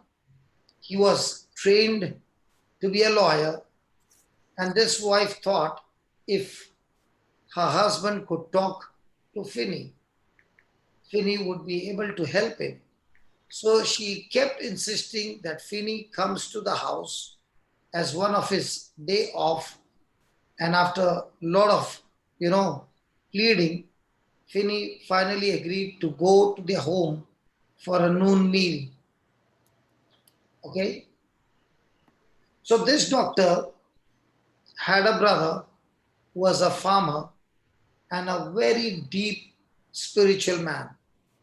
The brother would come and stay in their home, and at the same time, this brother, being a spiritual man, would go to Finney's meetings. So this farmer's brother was staying there at the time, this farmer brother, okay, of the doctor. Are you understanding? The doctor had a brother who was a farmer, right? Yeah. And this doctor's brother, farmer, was now staying there at the doctor's place when Finney came to lunch. Understood. Now, the issue is the doctor's wife is spiritual, the doctor's brother is spiritual, okay? Finney is spiritual, but this doctor is full of pride. He makes fun of all these people, but never goes to church. Okay. Are you understanding now? Yes. Understood. So this farmer brother of the doctor was staying there at that time, and Finney came to have lunch. Okay. Now, the doctor was always ashamed, okay, of his brother, because the doctor was very, very highly educated and his brother was not at all educated. Possible? Yes. Yes. So the doctor who is educated, he is having, big reputation in the world, and his own brother is a farmer but not educated. So at the time which was appointed for lunch, Finney went to this doctor's house, and now there were 4 people at the table, 3:1. Okay. Who are the 3? The wife Farmer, the wife. and the brother. The wife, the farmer brother, and Finney. Okay. Hello? And Yes, the doctor yes. on the other side. Put them on the table. So there are 4 at the table and 3 on one side and the doctor on the other side. Praise God. Yes, So Finney, the woman asked Finney to pray, and Finney bowed his head and began to pray. Now, the Holy Spirit told him to stop praying. Okay. The Holy Spirit said to Finney, you are not going to pray. So he stopped praying. And now the Spirit of God told him that the Lord wanted the farmer brother to pray. So who was called to be ministering? Finney. Finney, okay? But ended up with whom? The The farmer. brother. Farmer. The brother. Praise God. Yes, God. Now, the brother began praying and suddenly he just grabbed hold of his stomach and started groaning and weeping and crying. Now, this brother jumped up from the table and ran upstairs to his bedroom. He could not control. He was groaning and he was holding his stomach. So Finney said, this fellow has gone up. So he also went after him. Okay. Now, what do you think would be the doctor's mind going on? What's going on? Please understand, there are three people who are spiritual and the doctor does not believe and he always makes fun. Okay. Now his own brother was praying and suddenly he started groaning and holding his stomach.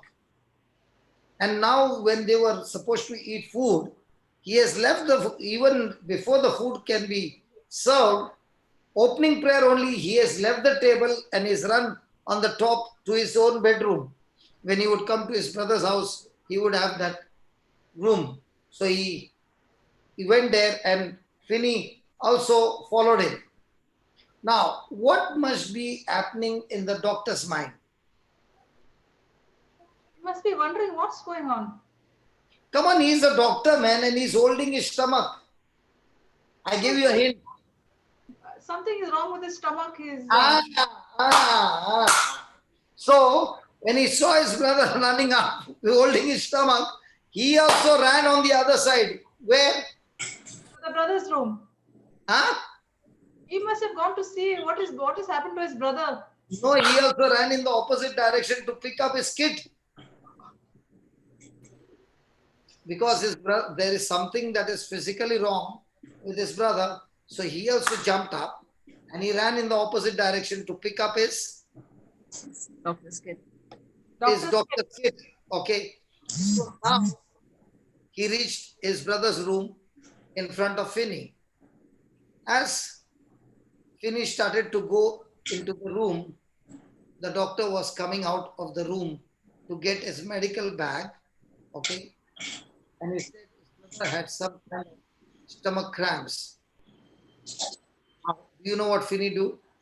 He took the doctor by his arm and said, Doctor, there is nothing physically wrong with him. Your brother has a spirit of travel and intercession. He has been praying and interceding for someone who is lost. And I think so, he is praying for your soul. And the doctor jerked loose on Finney because he did not believe what Finney said. So the doctor left and Finney went into the bedroom and shut the door.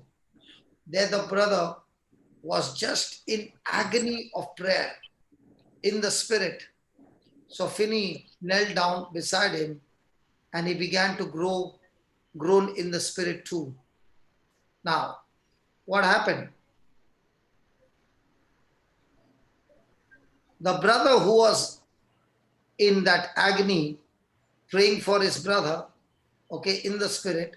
Now, when Finney went and knelt beside him, now Finney also was praying, sharing the spiritual load with this farmer.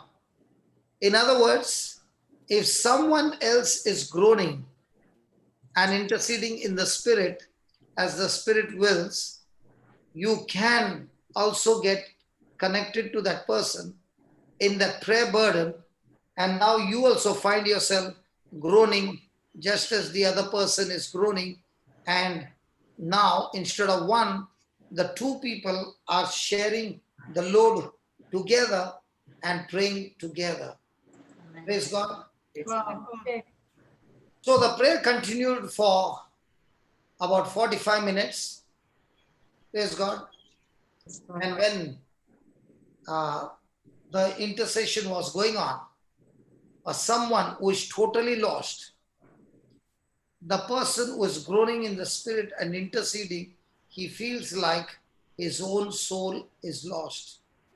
But his own soul is not actually lost, but the burden that he is carrying, the load that he is carrying for someone who is going to be lost forever is so high that he is, through the Holy Spirit, fighting the battle of intercession by standing on a gap and pleading for his case, like Abraham was pleading for Sodom and Gomorrah. Hallelujah. Okay. Praise God. Hallelujah. Hallelujah. They were praying, and as they were praying in tongues, the Holy Spirit began to intercede, and the doctor's wife, who was downstairs, was also praying the prayer. Now, when Finney had told the doctor that this brother of yours is praying for your soul, okay, now when he came down, the wife is praying, on top, his farmer brother is praying, this man of God is praying, the food is there on the table, nobody is interested, and now the doctor has gone to his study room, and what is he doing there? He is also praying. Snehna, brother, what is that? Hello. He is full of anger. Okay. Are you following? Yes. So, when the 45 minutes were over, the Spirit of God had already fought the battle in the Spirit, and their groaning turned into laughter. And they started laughing and laughing and laughing and laughing, and they continued to pray with their laughter, and they continued to pray with praise. They continued to pray with victory. Praise God. And as they started to laugh and praise and this, what was that? They had fought the battle in the Spirit, and now they were celebrating that this doctor's soul had already been won. Hallelujah. Praise God. Praise God. So once they came to that climax, they got out of the bedroom, they went downstairs, and the doctor's wife, she was concerned about the farmer, and she said, can you tell me how is my brother doing?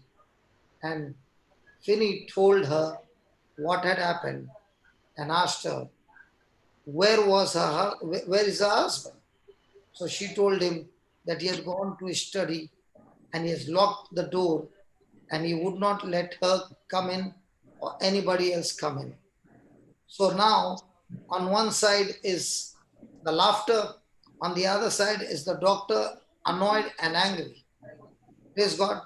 So Finney went to the door and knocked. Okay. But there was no reply. So he called to the doctor and asked the doctor if he would open the door, because he wanted to speak to him about his brother. Now, when he heard that he wanted to speak about his brother, the doctor opened the door because he thought something had happened to his brother.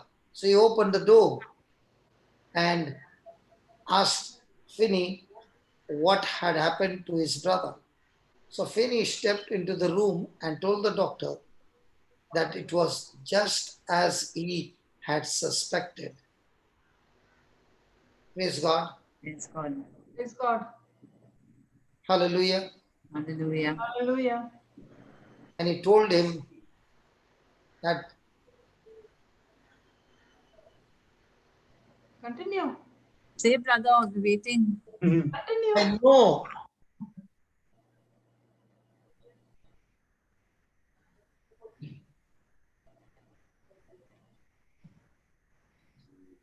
He said that his brother had been praying for a long time for the doctor's poor lost soul.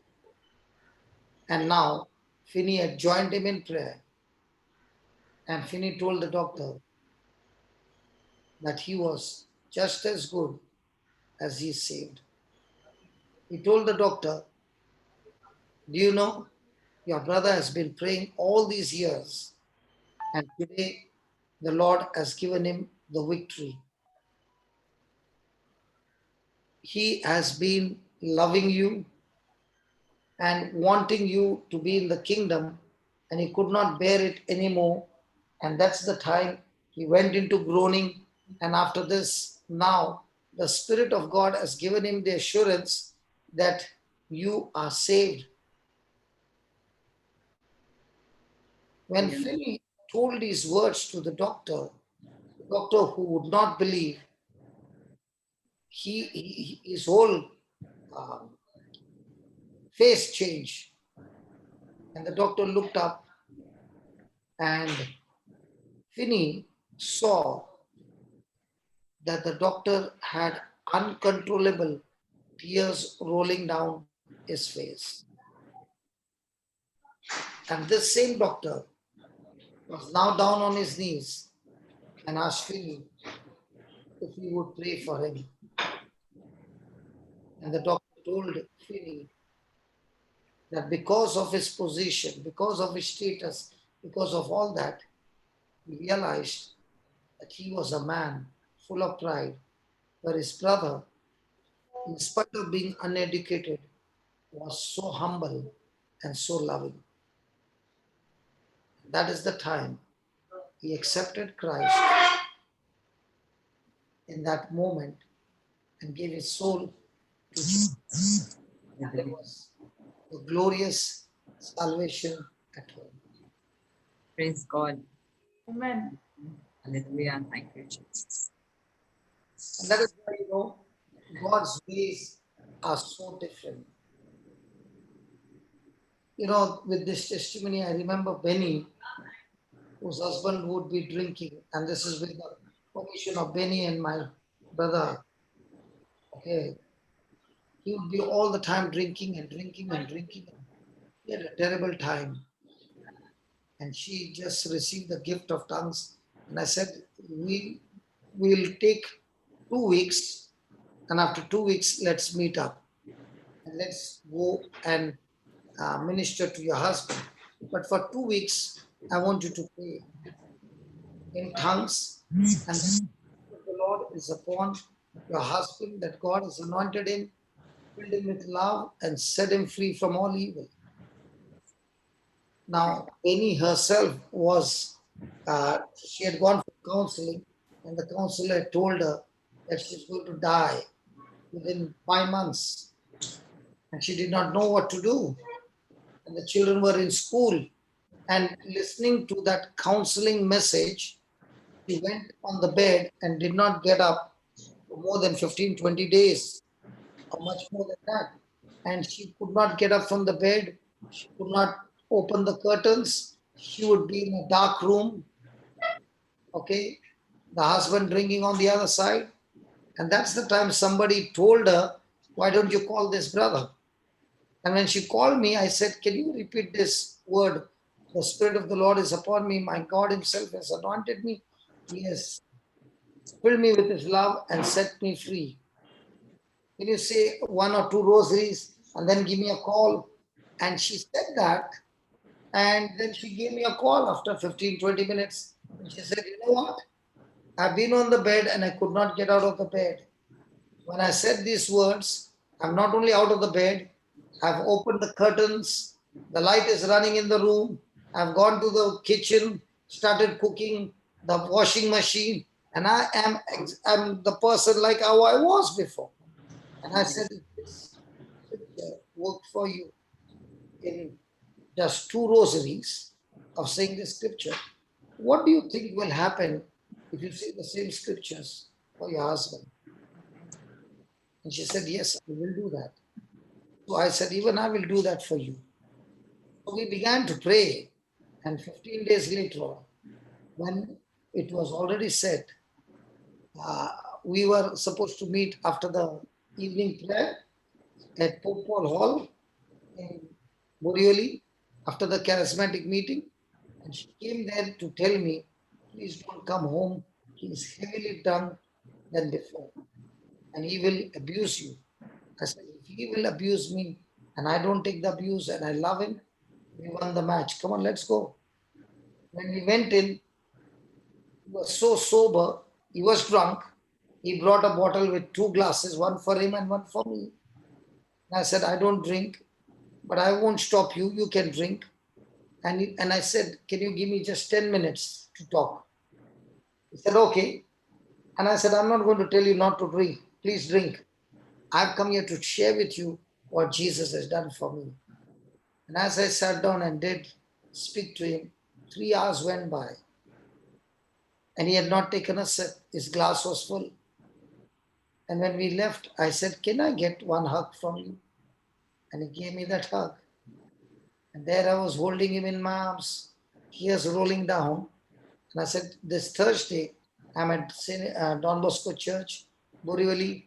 Can you come for the meeting there? And I said, come at 7:30. The meeting starts at 7. You come at 7:30. And he comes there. And by that time, I'm already preaching. I leave the mic and I run for him and I hug him and I bring him there. That love that was poured, that intercession that was poured, that was the last time he ever touched alcohol all his life. Amen. Amen. He was completely changed. Because after he came from there, the next morning at around 6 o'clock, and Sister Benny wanted to go to the toilet, he's standing there with a bottle in his hand. And she said, what are you doing with the bottle in your hand? He said, I got up from my sleep and a voice is saying to throw all that alcohol into the toilet. So she said, who is saying that? That same brother whom we went yesterday for the to Don Bosco. I can see him talking to me and telling me to throw those alcohol bottles or to empty those bottles in the toilet. So she said, what? Then what's stopping you? He said, there's a battle going on. He said, I can help you. Come on, let's pray together. And all the stock went into the toilet that day. I'll give you another example. Can I give you some more examples? Yes, brother. Yeah, there is another one you also told us about. Please share, Papa. Which one? That retreat that you had. I will never forget that. Praise God. For the first time in my life, I had organized a live-in retreat. And we had fixed up, I think it was about 300 rupees per head, 350. And what we decided is, whoever comes, we will register their name, but they don't have to pay. We will pay for them and the retreat will be free. So we had about, I think 30 or 30 people. So we organized the retreat and praise God, we went there. And when they saw me, they changed the price. So they did not want me to have that retreat. Because somebody else had gone and booked the hall. Praise God. So they said 350 rupees only from morning to evening. If you want to stay, it is 700. I said, no problem, we'll pay 700. Okay. Then at night they said, in 700 rupees, you don't get the rooms, you get the hall where you were preaching. Can you believe? So I said, okay, no problem. Now, the ladies and the gents can't sleep in the same hall. So I said, okay, let all the ladies stay there. The gents, we will go out of this place and will come in the morning. This is not a lie. This is a real truth. In my early days, I had all the rules and regulations which would be so different from others. Praise God. But none of them caused me to get into anger. but said, okay, you can have it. Now, were we giving these retreats free? Yes. Yes. Yes. So now we have to pay even more. Yes.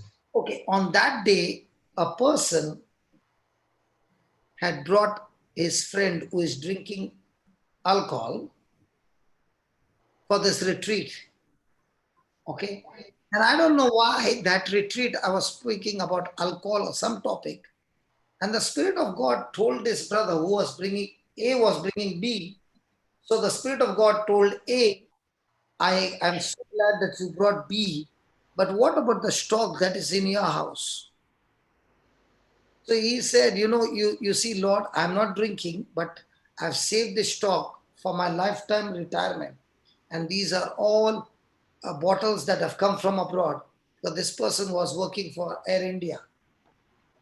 Every time he would go by flight and come back, 2 bottles from the duty free, or he would bring the bottles from there, and all expensive bottles. So when the Lord said these words, he said, I don't know whether the Lord is speaking or the devil is speaking. If the Lord is speaking, then I am ready to follow your instruction, Lord.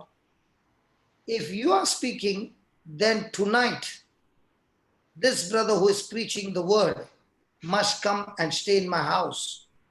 And I will tell him that this is what is happened in my house. I've got a cupboard full of alcohol. And let him decide what to do. Okay? Now, when this incident happened and we did not have a place, I asked this man who was a complete stranger, and I said, where do you stay? He said, I stay at Handeri. I said, good. It's very close to this place where we are having a retreat. So let's go to your house. Praise God. Praise God. So when I said, let's go to your house, that person's face fell off because he had already told in the morning, if it is you, Lord, talking, then make this person come to my house. Now he knows it's a live-in retreat. We don't go to the house. We stay in the same place. Are you understanding? Yes, brother. Praise God. So we went to his house. Poor fellow was very, very sad. And at the lift, he told me the whole story. And I said, okay. So he said, these are expensive. And I'm talking about 15 years back, 15, 18 years back. At that time, that alcohol would have been about 3 to 4 lakhs. Okay, they were all expensive. So he said, you know what? I will sell it and give the money to the ministry. I said, how can you sell the poison to somebody else? Because if you're selling and you're getting the money, it's good that the money has come. But what about the poison that you gave somebody else? Does God want money that has come from the poison? That's the devil's money. And when I said that's the devil's money, he realized that he cannot do anything now. And he said, okay, so what do we do with this alcohol? It goes into the toilet where it belongs. It's Satan's urine, and it goes there. Praise God. And I told all those men who were with me, we need support. They said, what support? Because when you opened the cupboard, there were 2 cupboards where you keep clothes.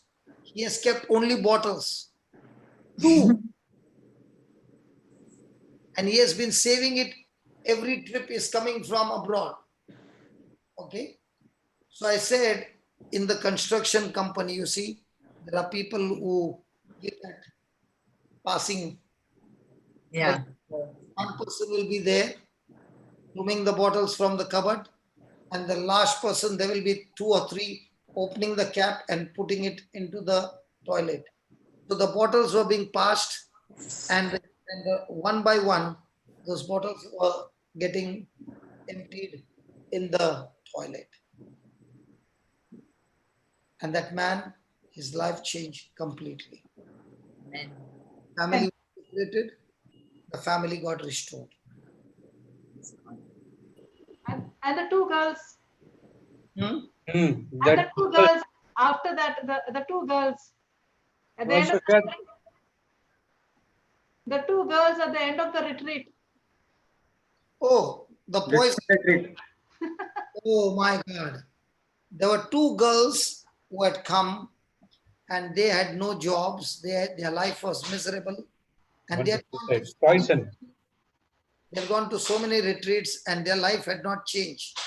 So they had decided that we will commit suicide, but we'll commit suicide during the retreat, you see. So even if we die in the house of God, our soul will be saved. And they had all planned with poison and everything, and they had come for the retreat. And when everything was over and it was now testimony time, the two girls walked out in the hall, right in front. And I'm not telling a lie. This is what happened for my first live-in retreat of my life. And they kept a bottle on the table. And I said, what's that? They said, it's poison. I said, why did you get the poison? No, we had planned that in these 3 days, if God doesn't speak to us, neither touches us, we had decided that our dead bodies will go out of this place. I said, my God, I was holding my head. And another beautiful thing happened was that this retreat, the people many of them were poor. They did not have money for the retreat. And we had already planned that the retreat will be free. Now, as you know, the prices increased. Okay. Even if they doubled up, they did not give us the place to stay. Doesn't matter. So it all turned into the glory, it all turned into a big, big blessing. So now there were 3 or 4 of them who had no money even to go back home. Okay. So I was just sharing with the people and I said, now we have learned the truth. Now it's time for us to practice the truth. Yeah. So this is the time that each one is given a chance to bless anybody. But I've got something to tell you. There are these 4 people over here. I did not show them who they are. They do not even have money to eat food. Neither they have money to go home. So what do you want to do with them? Okay. And I said, there's a box out there. Anybody can put anything they want. But let me tell you, not 1 rupee from there will come into my pocket. It will all go to them. Praise God. And by the time it was over, they got a few thousand each one of them. I don't remember the figure, but it was quite a big figure. And I began to cry and I said, God, here are the people who, in spite of the little that they had, they put in the money for others who had nothing. And it was just like the early church, For me, it was the most exciting moment of my life. That my first live-in retreat was the most expensive retreat, but it was the best retreat, that the money was planted, but the souls were won. Amen. Praise God. Praise God. And after that, we went for the next time to ask for the retreat. They said, not for you anymore. So that's when I began to realize, Lord, why there are all these rules for me different from others. I have not been, even if they have to ask me, all the retreats, everything is recorded, everything is out in the open. You can come and tell me that what I'm teaching is wrong. So the Lord said, when you shake the devil's kingdom, the devil will definitely put hindrance in your ministry. If your ministry is not a threat to the devil, then there's no problem. Hallelujah. So I began to realize that the calling that God has given me is on a different level, and I have to maintain that and not go cold, but become more and more hot for the Lord, face all the persecution, face all the opposition, face all the insult, face anything, but not quit the way God has taught me to preach the gospel. That's why I don't preach like the others preach. I don't have gaps of 1 hour, then break, and then we have one more, and then break, and that. The Lord taught me, when you start, you don't stop till I tell you to stop. And that's why today we had for 4 hours, 45 minutes in one shot. Praise God. Praise God. Praise God. This part is last evening, I got my tooth out, wisdom tooth. And when you get your tooth out, you speak a lot. Because Praise when you those medicine, you become hyper with that anesthesia. Then you can talk and talk and talk.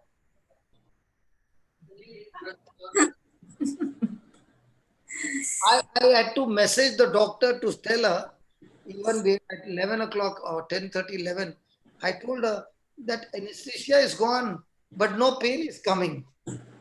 And this morning also I told her, is there something wrong that has happened, that there is no pain? And I'm talking and talking and talking and talking more than before. So the world wisdom tooth is gone. Now God's wisdom tooth has come in. Praise God. Praise God. You really get surprised the way God works. Did the doctor even think that this fellow is coming for lunch? But whom did God use? Not the man of God. He used the simple farmer. Amen. You know, in God's kingdom, it's not your title that matters. In God's kingdom, Heart condition. condition matters. Praise God. Praise God. Because many people say, I am so and so. God says, I don't even know you. Amen. And a person whom nobody knows, God says, that's my man. Hallelujah. Hallelujah. So remember, the prayer of intercession is for the lost. And when you are praying with groaning, praise God, please understand that groaning is more about standing in the gap for somebody. So don't ever be afraid when you go into that groaning. If the Holy Spirit leads you in that way, continue in that way. And remember, the groanings cannot be done in the flesh. It is the total move of the Holy Spirit. Praise God.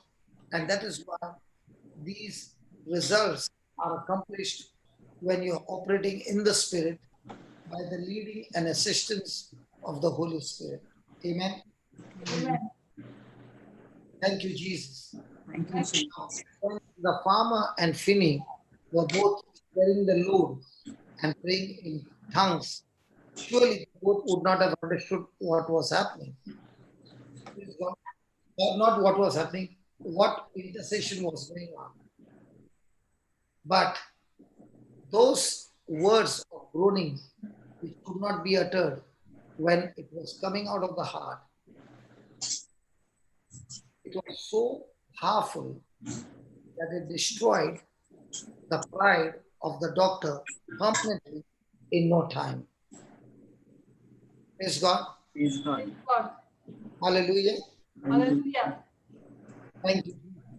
Thank you, Jesus. That's why Paul speaks about when a person is praying, interceding in the Spirit, is praying in an unknown tongue. But it is the Spirit.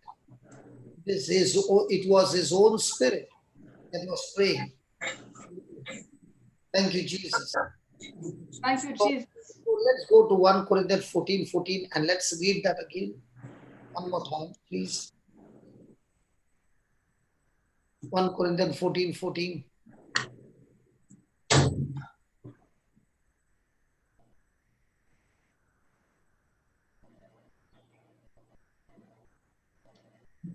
One minute. For if I pray in an unknown tongue, my what? My Spirit praise. so is he saying that the Spirit is praying or my spirit is praying? My spirit praise. But my spirit prays in fellowship, in partnership with the Holy Spirit. Praise God. Praise So God. is praying in tongues is that person's spirit with the help of the Holy Spirit is praying, and this prayer is not coming out of your mind, it's coming out of your spirit. And that is why this prayer is called as a unknown tongue, but a prayer that is coming from your mind is a known tongue. Praise God. Praise God. this prayer which is coming out of your spirit is unknown to you, praise God, Praise God. it is an unknown tongue and it is understood only by God. Because this prayer is inspired, this prayer is directed by the Holy Spirit. Amen. So remember, the Holy Spirit is always willing to help the believer to pray. And he helps the believer to intercede for others. Amen. Amen. So the Holy Spirit does not do the praying apart from the believer. It is not the Holy Spirit who is going to pray. Holy Spirit is only going to give the utterance. But the believer is the one who has to take responsibility, take the time to pray and intercede for others. And when he's doing this, he needs to obey the gentle inspiration or utterance or the unction of the Holy Spirit to do what the Holy Spirit wants you to do. And as we yield to the Spirit, what happens is you may start praying in a small way, but then it will go on growing and growing into groaning.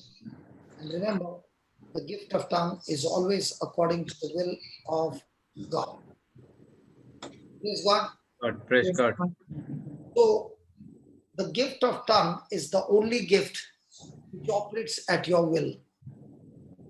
It is a gift that can be utilized for a number of hours. We do not need to wait for the Spirit to prompt us, but we can start praying in tongues by faith. And as we yield to the Holy Spirit, He continues to give us new utterance according to the will of God.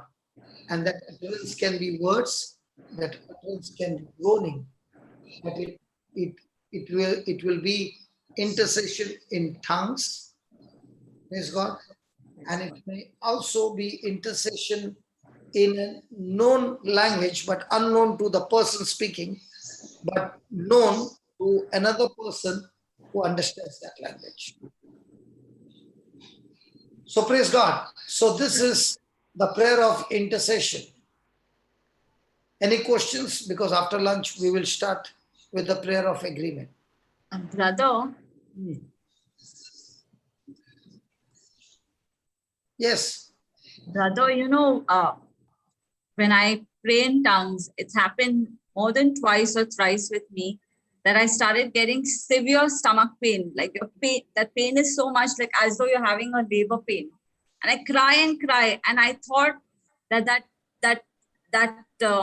interceding or that crying was going back into some childhood memories that the Holy Spirit was bringing me out of. Okay. I'm just thinking now, possibly, not possibly also, it is that he was interceding using my body, my vocal cords, and to pray for someone else. Yes. I thought it was, but when I get that stomach pain, I'm thinking it was, something that I don't remember deep down, or what is it, I don't know. So now I'm just thinking, and I thought it was something very, how you'd say, crying with pain and all that. I thought it was. Something that you need deliverance of. Yes. So you are standing in the gap and pleading.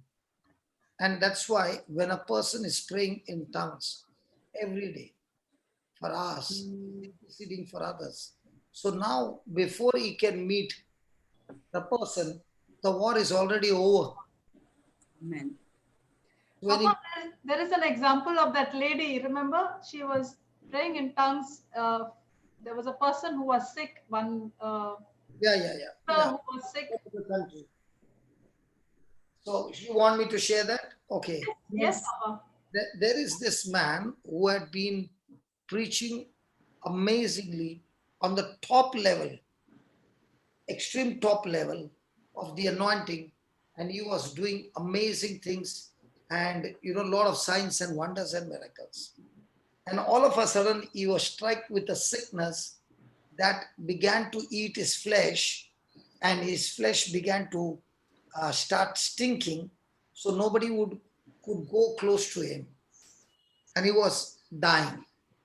By now, people had abandoned him, and he was there in his stage that he was preparing for his death. And all of a sudden, one day, he just got instantly healed, instantly, got up from the bed, got dressed up, and started doing the ministry. But this time, when he was doing the ministry, he realized the kind of suffering that he had gone through was full of compassion, and the ministry just began to become enormous.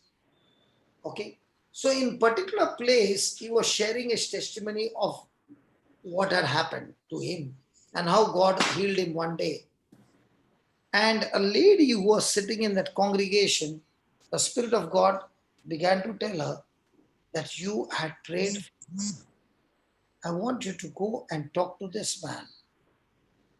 So she went and spoke to this man, and she said, can you tell me what was the time, which year it was? And she began to ask him, was it this year? He said, yes. Was it this date? Yes. Was it this time of the day? He said, yes. And the man broke down and said, nobody knows it. How do you know? You are a stranger. And she said, on that day, I was groaning in the spirit for long, many hours and would not stop till God showed me that somewhere in the world, somebody got delivered when I was groaning in the spirit. Amen. Praise God. So we realize we, the children of God, have got a different setup where we can call each other's help by praying in the spirit. Amen. So you're never alone in the warfare. We have special coded connection. So the moment you start praying in tongues, the one who is in emergency, who needs it, Spirit of God has already started the job. That's why we need to pray in tongues every day. Thank you, Jesus. Thank And you. what about this man? He began to share the testimony of his life and how God had supernaturally healed him. So his life of suffering that he went through, he learned a lot of the truth in that bed of suffering. He learned to depend on God, operate in faith, be vigilant, and be full of endurance and patience. And that is how everything came manifestation. Amen. Praise God. Praise God. Yeah, Jocelyn. Yeah, Papa. When this groaning is, we all have this experience. It is when we start praying in tongues, we all come to a place where we start groaning. And this groaning is completely not emotional, and it is not from our senses. When we see someone groaning, or when I am groaning, it looks like from outside, why is she bitterly crying, or why is this person weeping Your pain. out of pain?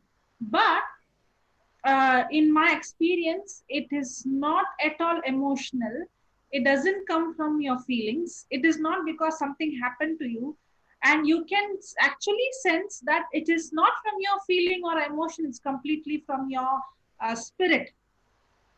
And I would say that praying in tongues and then going in groaning is much more deeper dimension of intercession. Yes. And that, yes, Papa. You are groaning Yeah, and touch the very heart of God. correct. And I realized Mm. many a times when that groaning intercession takes place is where I see there are certain things which is impossible physically, naturally, even by speaking the scriptures. But those things that has been a hindrance breaks when a person come to a place when he starts to groan.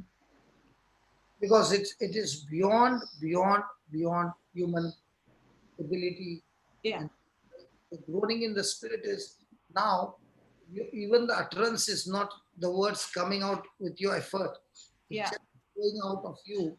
And that groaning can go on for a long time. But once the person starts groaning, he himself begins to see most of the areas where he used to fall are Yes. uprooted and there's Yes. no way. So even in my life, when I came out of the situation, I did not try to stop sinning. I did not try to stop going to the club. I did not try to stop addictions. It just got ripped off my whole system, and I found myself completely new. Brother, true. So it was a supernatural uh, that happened. And that's why for me, the word of God and standing on the word gave me a deliverance which I did not have to go for inner healing or this or that. So for me, the word of God became my medicine, my everything.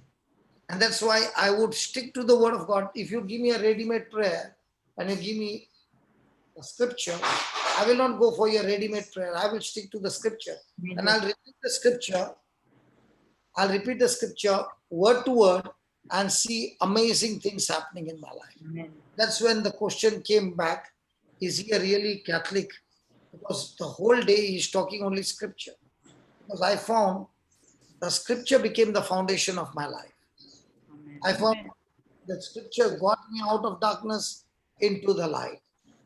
I found scripture actually becoming flesh in front of my life, that when I would use the scriptures, people with different kinds of chaotic situations, they would begin to change as they begin to agree to the scripture. Yes, praise Praise God. God. Praise Praise God. God. On that day, I don't know whether you remember 2 days back, we were discussing, actually, we were learning that in the armor of God, there are 6 pieces. And the first 5 is the protective, and the last one is the offensive, where we fight. There is one more. But there is one more. If we see the scripture, it's not 6, it's, Which people have failed to know. yeah, Just go there. Let's go there. yeah, Because yeah. I'm going to take those pieces after I finish with the prayer. We'll take it. Okay. We'll go on. And the 6th is, and the 7th is, the last one is what we are studying now. Yes. So let's go and see that pieces. Yeah. But we will study those pieces after we finish with the prayer. Because, Yes. because with this agreement prayer coming in and with this intercession coming in, I'm so sure that people who have been struggling for years, okay, will be saying, okay, now I know what to do. And then we will, actually speaking, those pieces should come first. But doesn't Yeah. matter. In God's kingdom, it's okay. Yeah.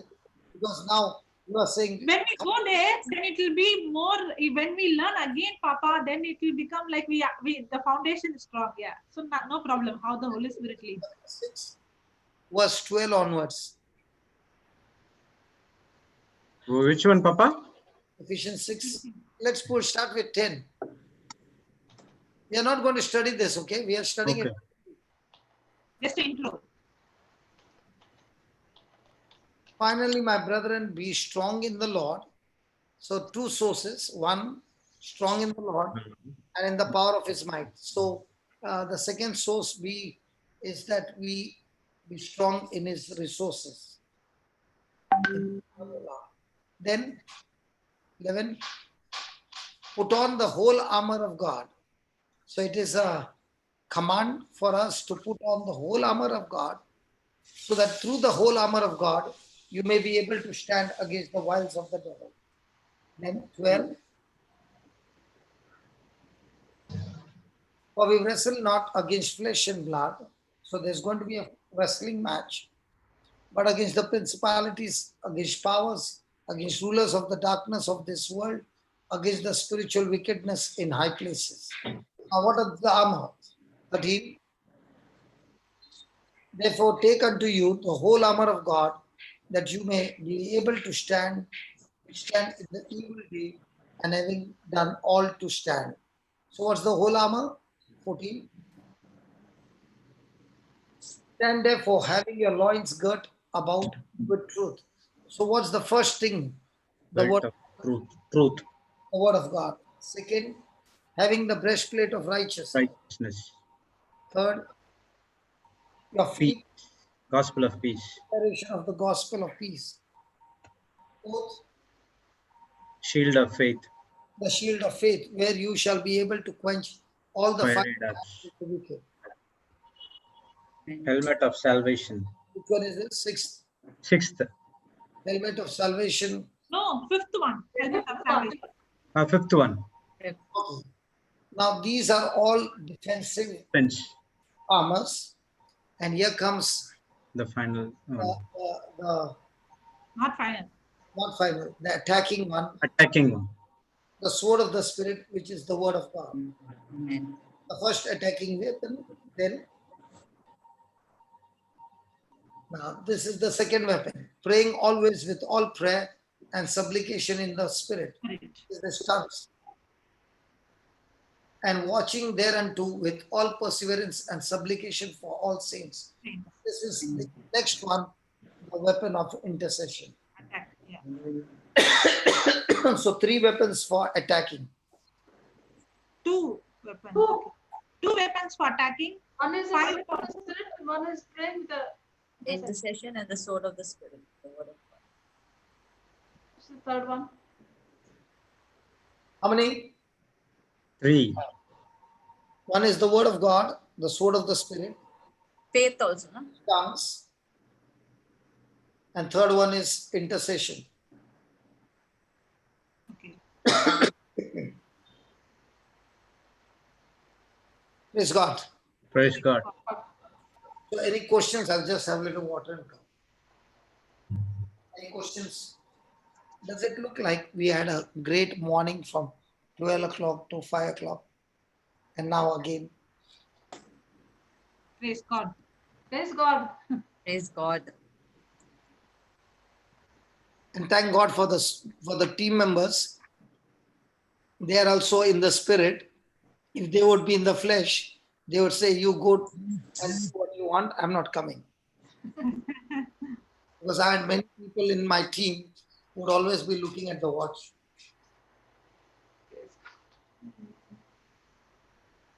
And I don't find in the Bible, Spirit of God comes based on the watch.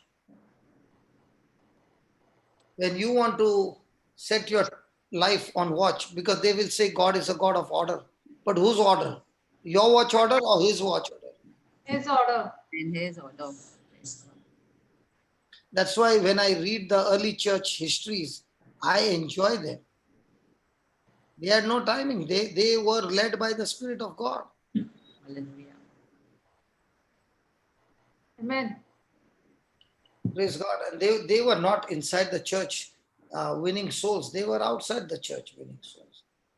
And when they got the Pentecost fire, you don't find them inside. They are on a mission. Thank you. Amen.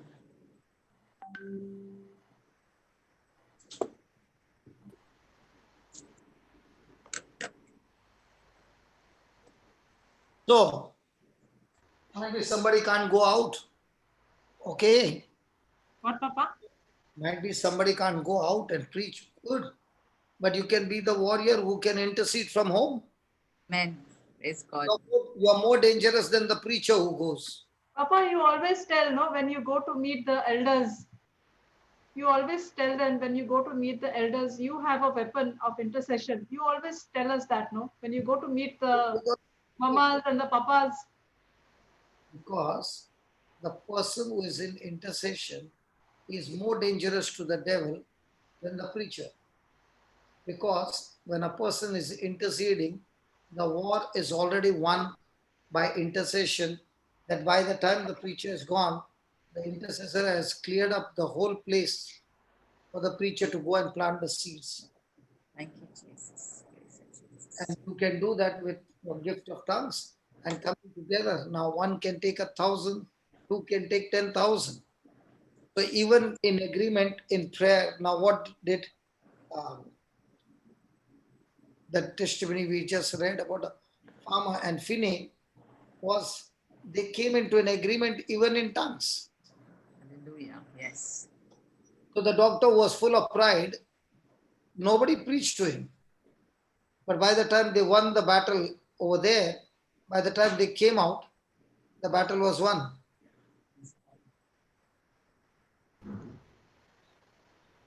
Praise God. Yeah. Praise Praise God. God. So today, is there any questions? Yeah, Papa. Yeah. Yeah, so when we go into this warfare intercession, I think my mindset should be like this: that the enemy who in the warfare, the enemy is the one who's already defeated. Otherwise, I'm trying to do something that Jesus has already finished. You know, Jocelyn, sorry to interrupt. I just told you about taking one more Zoom license, right? Yes. Somebody from Australia just sent me and said, brother, please give me a chance. License for you. Praise God. So tell me, is it a place of begging or believing? Believing. Believing. Believing. And Amen. what a joy it is that God knows whom to speak and what to speak, and whatever is given, it's being used to the maximum. Even I got an SMS message. And yesterday he was saying for the laptop, I think 4 people yesterday he messaged Yeah, me it was 4 people who gave the who request. wanted to give. Okay, So first come, first serve. okay, no, it's not. You know what you can do is you will definitely find somebody in your locality who needs something. I'm not talking about the laptop only, Yeah. but the value of the laptop, that money. Find somebody who is desperate. I know one thing, I don't know about how people talk, but I read in the Bible Jesus saying, whatever you have done to the least of my brother, you have done it to me. Amen. Jesus said, when I was hungry, you did not give me to eat. And they said, where were you, Lord? I never saw you. When I was thirsty, you did not give me to drink. When I was naked, you did not clothe me. Is it there in the Bible? Yeah. Yes. So did he say, whatever you gave to the ministry, only you have done it to me? No. The least of my brethren. You give your tithes to the ministry. But if you find somebody else there and you use your tithe over there, God is not going to say, hey, you did not give to this department, you gave to this department. That's why you got disqualified. No. There's no law at all. Those are all man-made departments. The head office is the same. That was so. Cornelius' arms, the Bible says, was a photograph in the eyes of God, which was God. fun. Yes. Let's read that, Cornelius, please. Let's fix this again. Yeah. Read. Acts chapter 10. If a pagan's arms can come before God, what about the believer's arms? Surely. One from one, right? Yeah, one, yeah.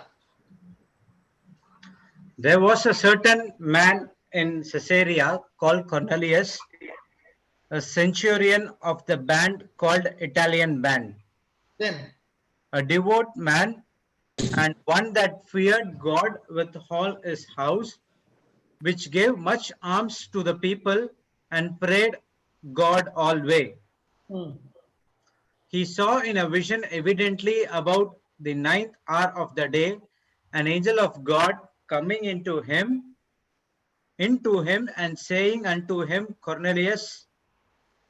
And when he looked on him, he was afraid and said, What is it, Lord? And he said unto him, Thy prayers and thine alms, alms, hey, hold on, thy prayers and thy tithes.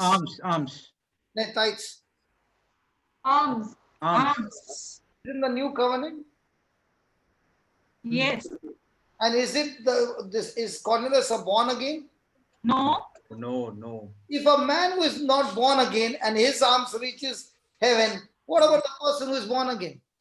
Praise God.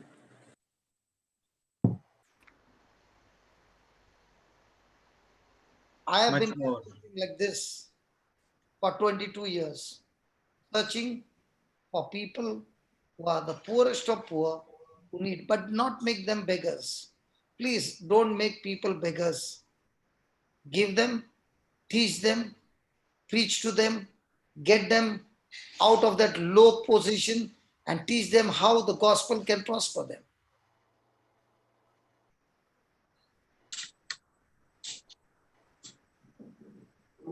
This word touched me long many years back, and I began to wonder if Cornelius was a pagan and his arms could reach God along with his prayers, how much more would your arms to the poor reach? Yes. So whether it went from Dubai branch or Borivali branch or Goa branch or Chennai branch or Tuticorin branch, praise God, it went to the same head office man. Praise God. Praise God. If it did not come to my branch, doesn't matter, but praise God, it went from Borivali and saved 2 families. I'm happy about it. Hallelujah. Praise God. Because it's all about love.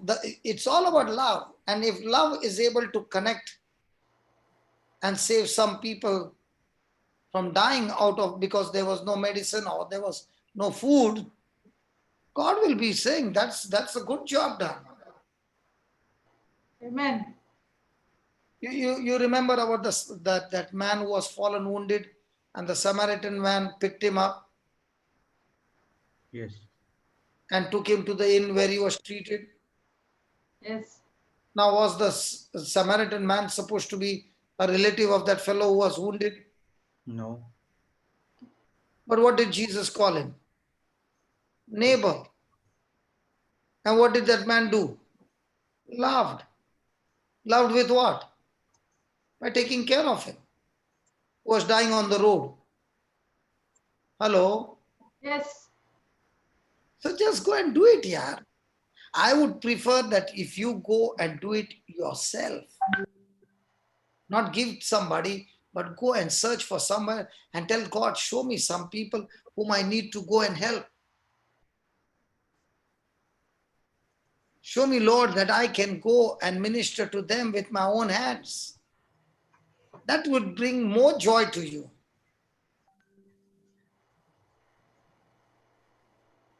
Now tell me, why did we come here? It was I'm saying that Yes, laptop because and of Cornelius. laptop and Zoom. Because of Cornelius also. No, because of the laptop, I The said. laptop. Yes.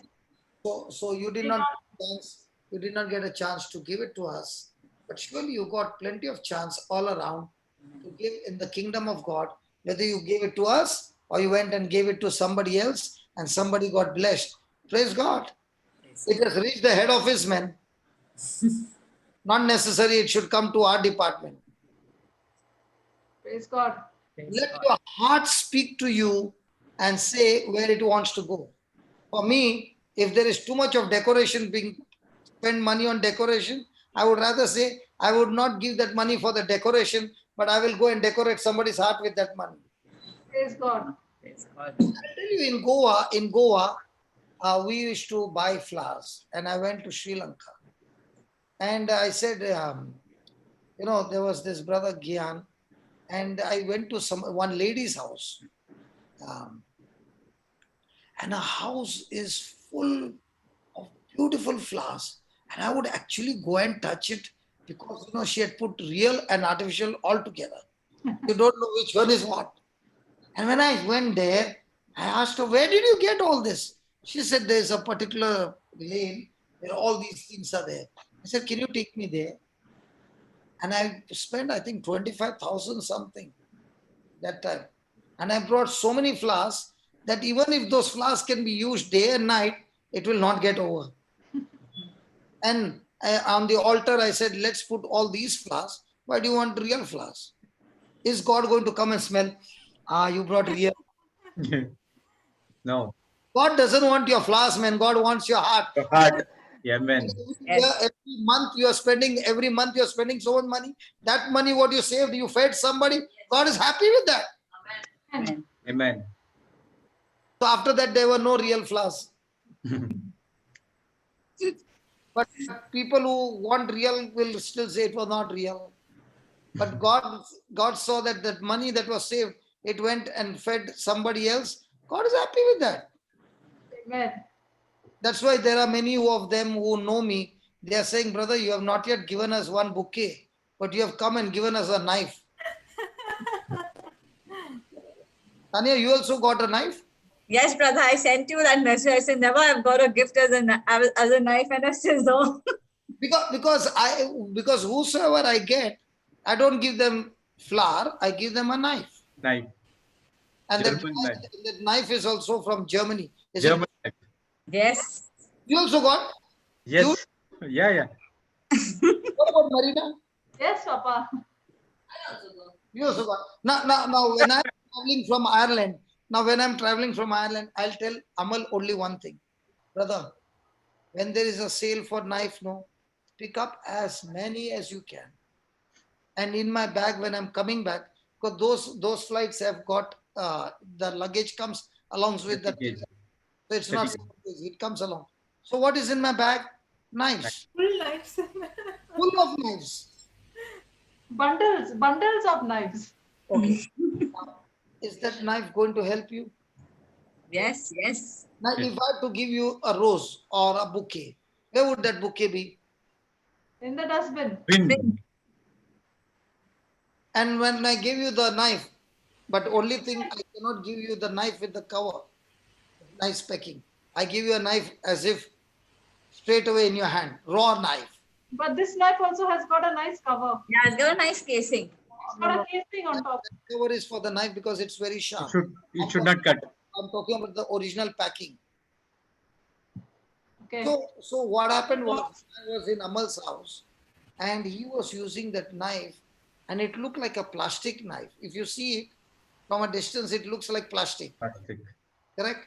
So I said, brother, just let me use it. He said, be careful, it's very sharp. And I started to laugh and I just started slicing. It was cutting like anything. So I said, where can I get this for my wife? So he said, come on, let's go and let it pick up.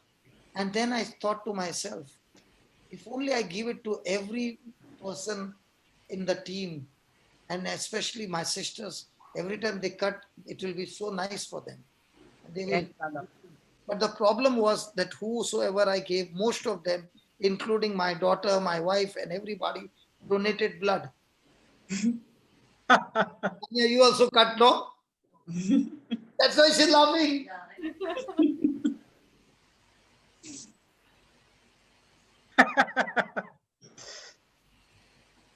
There. See this one. So what I'm trying to say is, do things which will be helpful for a person's lifetime. That is my way of thinking. Praise God. I might be wrong. No. What you're thinking? Very nice. A rose will remain for maybe a few hours, but the knife is remaining for a lifetime. And those who cut meat and all know, they are saying, brother, it's like putting that knife in a butter and slicing it. It is so sharp. So, brother Amal, this time make it 200 at least. Believe that showing knife doesn't affect YouTube now. No, why it will? I'm believing that. Cancelled. In the name of Jesus. They show advertisement and all, no, on YouTube. Cancelled in the name of Jesus. What I'm trying to say is, look out for ways. Okay, somebody is saying, how come, Brother Johnson, we are not allowed to carry even one knife? You are carrying in a hand baggage. I'm carrying. Hand baggage, short carried and hand baggage. Don't carry in a hand baggage.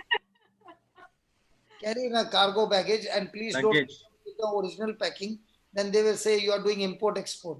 Remove all those packings and all that and just bring the knife. and tape them together. Hallelujah. Hallelujah. Thank you, Jesus. Thank you, Jesus. So what were we doing now? Prayer of Why intercession. come to all these topics? Out of Don't love. know how. Out of love. Do Giving, everything. giving. You said giving to someone what they really need. No, no, what I meant to say is use your resources. Papa, because somebody sent you for the Zoom. I want to sow. Correct? No, no, what I'm saying is use the resources in such a way that you are accountable of your resources. How much productivity have you brought through those resources? Amen. Money never belongs to us. Remember that. You are only a steward. And before the day comes, you have to keep your accounts very, very clear that how are you using the resources that are only given for you to manage. Don't blow it up, because the day will come when he's going to ask you, I gave 1 5, 1 2, and 1 1. What did they do with the resources? Be careful. Yeah. Papa, does it mean only money, or it can be the talent that I have, the resource? It can be everything, no? I know how much you are using your talent. Ghasai. No. I'm just asking because some people may say, I don't have that much money, but I can do something else for the kingdom of God. Your talent, your time, something or the other. Do something by which it will help somebody problem to get solved. Praise God. God. Praise God. Praise God. Hallelujah. Hallelujah. Thank you, Jesus. Thank you, Jesus. God, hallelujah. You all share something. Come on.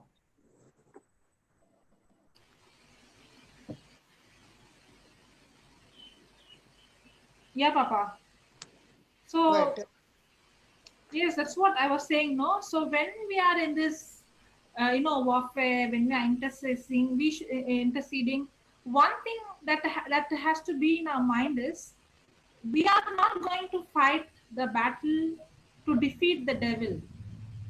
If that is going to be in the mind, then it is again frustrating, and then it's like not believing in what Jesus has already done. I should remember one thing: this enemy is already defeated. That's why we are law enforcers. Say that We are law enforcers. enforcing the law like the policeman. Correct. So whenever the enemy shows up, our job is only to arrest him. And Yes. he shows up in the form of thoughts. So we do not allow his thoughts to entertain us. We just arrest the thoughts. Yes. Praise God. Praise God. So write down where I am. Where I am. Marina, you're not writing? He's typing.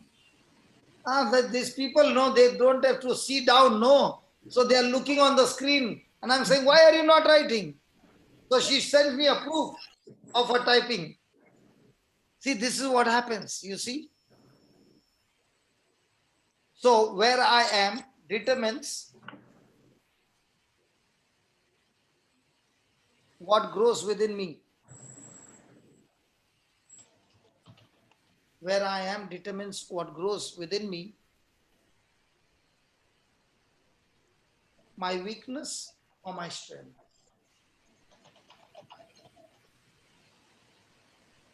My weakness or my strength. Okay. Let's take an example. Now what are we learning? Intercession. Prayer of intercession. Okay. Now, are you going to stay on this topic, or you heard it, wrote it, and forgot it? No, stay on it. Stay on it. So if Tanya, you're going to stay on it for 1 month. Okay. So what is this topic going to do for you now? It's going to deliver so many brothers and sisters from different areas, different parts of the world. So now are you going to grow stronger, or Yes. you are going to grow your weakness? Grow stronger. So let's say you are in another Zoom class. Okay. And it's all about, yeah, baby. Now, you give your attention over there. Now, is it going to grow you stronger in the spiritual world, or is it going to grow your weakness stronger in the worldly way? Weakness stronger in the worldly world. So does it matter where I am? If I'm in the Zoom class of the word and I'm in the Zoom class of the world, Makes a difference. does it make a difference? Yes, it makes. So does it make a big difference or a small difference? Very big. Very big. Very, very big difference. What happens to people like Marina? Okay, so shameless. Morning from 12 o'clock, 1:30 she's there, and up to 5 o'clock she was there. Jude, Jocelyn, all these shameless people. When I was there, brother. She was also there. When I was there till 5 o'clock. Yeah. And she, before, No noise then.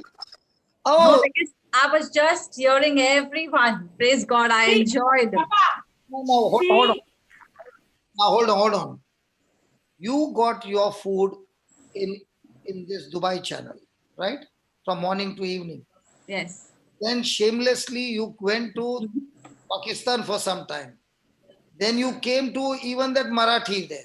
Marathi was not there, but yesterday I was trying that also. Okay, it was not there. So yeah, she was right. after all this feeding, you have to go to there also, Melbourne people. Praise God. I learned so much in Melbourne. I was so happy. Praise God. So now you are indirectly telling others also to become greedy like you. Yes. For the word, yes. To know the truth, yes. Aren't you shameless? Praise God. Somebody has put something else. Okay. That's for me, private. Okay. So by going from here to there, there to there, there to there, and getting hooked up on this channel, has it changed anything in you? God bless you. Brother, to be very honest, I didn't have to do any changes by myself because it automatically came. I used to watch TV. I don't feel like watching TV anymore. I used to read the papers or read the news. It's not that I am not doing it. It's just that it's just not it. I just don't feel like it. So in other words, you don't want to anymore. Yes. It's not giving me any joy. Like the other day when the TV is on, I'm like, it's like, it's not making any sense to me. It's not that I'm doing it. You know, Tanya, when I used to go to office, I always wanted the newspaper first because I also wanted to read the news and solve the crossword puzzle. I mean, I like the crossword puzzles. The crossword. But 2-3 years back, I have not seen the newspaper at all. Brother, forget the news. I would sit with the crossword, I would not get one word.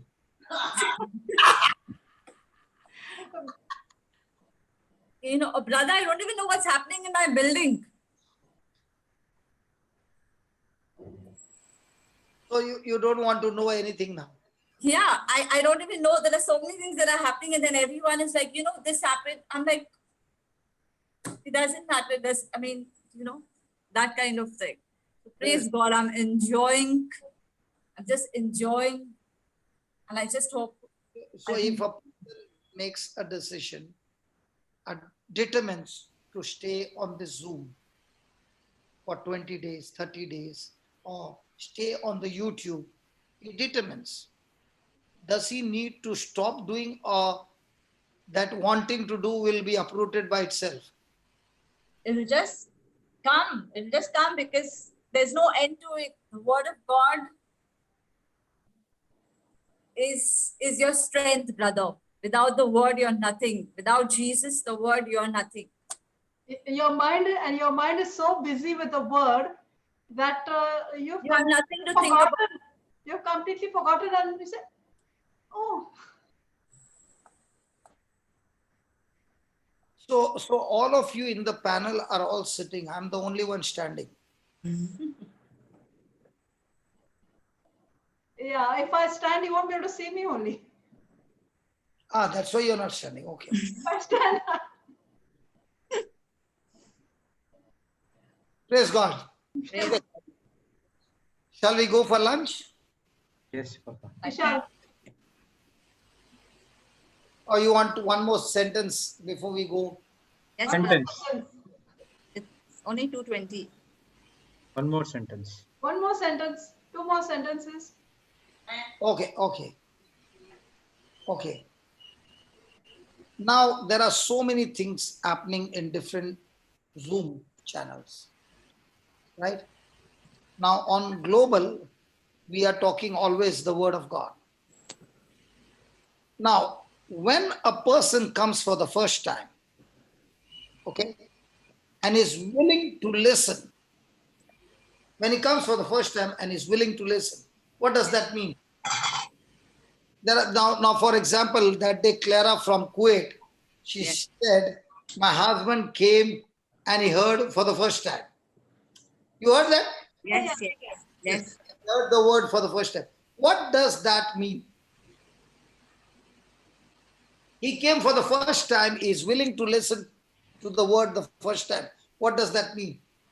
He's seen somebody else who has been watching. He has been observing the change. Observing. That person, he must be wondering like from where this person is getting all these things. Even I want what that person got. So let me also watch what, listen to what they are also watching or listening to. Can you see among the panel, one person is not even shaking with the mouth?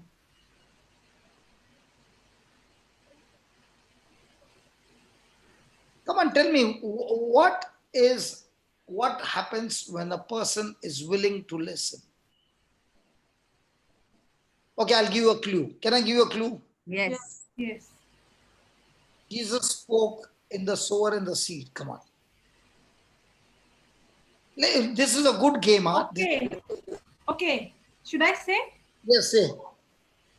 When a person is willing to listen, that's the time the secret and the mystery is revealed to that person. Okay. And what did Jesus say? To Those who are you, Yes, let them Those hear. who hear can let hear. them hear. Those Yes, who let them hear, hear. let them hear. so when a person is willing to listen, He opens his heart he has opened his heart, to allow the seed to be opened planted. his eyes, he has opened his ears, and that incorruptible seed has already entered the heart. And that is the first step for the total turnaround in his life. Amen. Amen. That's when the person becomes born again. Yes. So that's when you don't have to force after that. Yes. Why? Because that first step, when he's willing, not by force, when he's willing to hear, to listen, that is the first step for the transformation of a person's life from unsuccessful, from failure to success, from poverty to prosperity, from sickness to health, Amen. from weak to strong, curse to blessing. Somebody is asking to repeat it again. Hey, But Sister Jessie will put in the chat, so don't. Okay. Somebody has put, please repeat. Jessie will be coming to my rescue. Jessie, She's typing. She's typing. Yeah. It's coming. She will type. She will give the no problem. no. Jessie is my really protection. What happens Praise when a God. person is willing to listen? When a person is willing to listen, he has his heart open, his eyes and his ears, and the incorruptible seed Wow. already entered his heart. Praise the Lord. Praise the Lord. That's what I said to her. You will get in the chat, so don't worry. That was the exact definition, huh? So can you see there are talented people inside who never knew their talents. They never knew their talents. And now each one's talent is opening up. And you're saying, wow, just the Kung Fu lady, you are really doing Kung Fu with the words.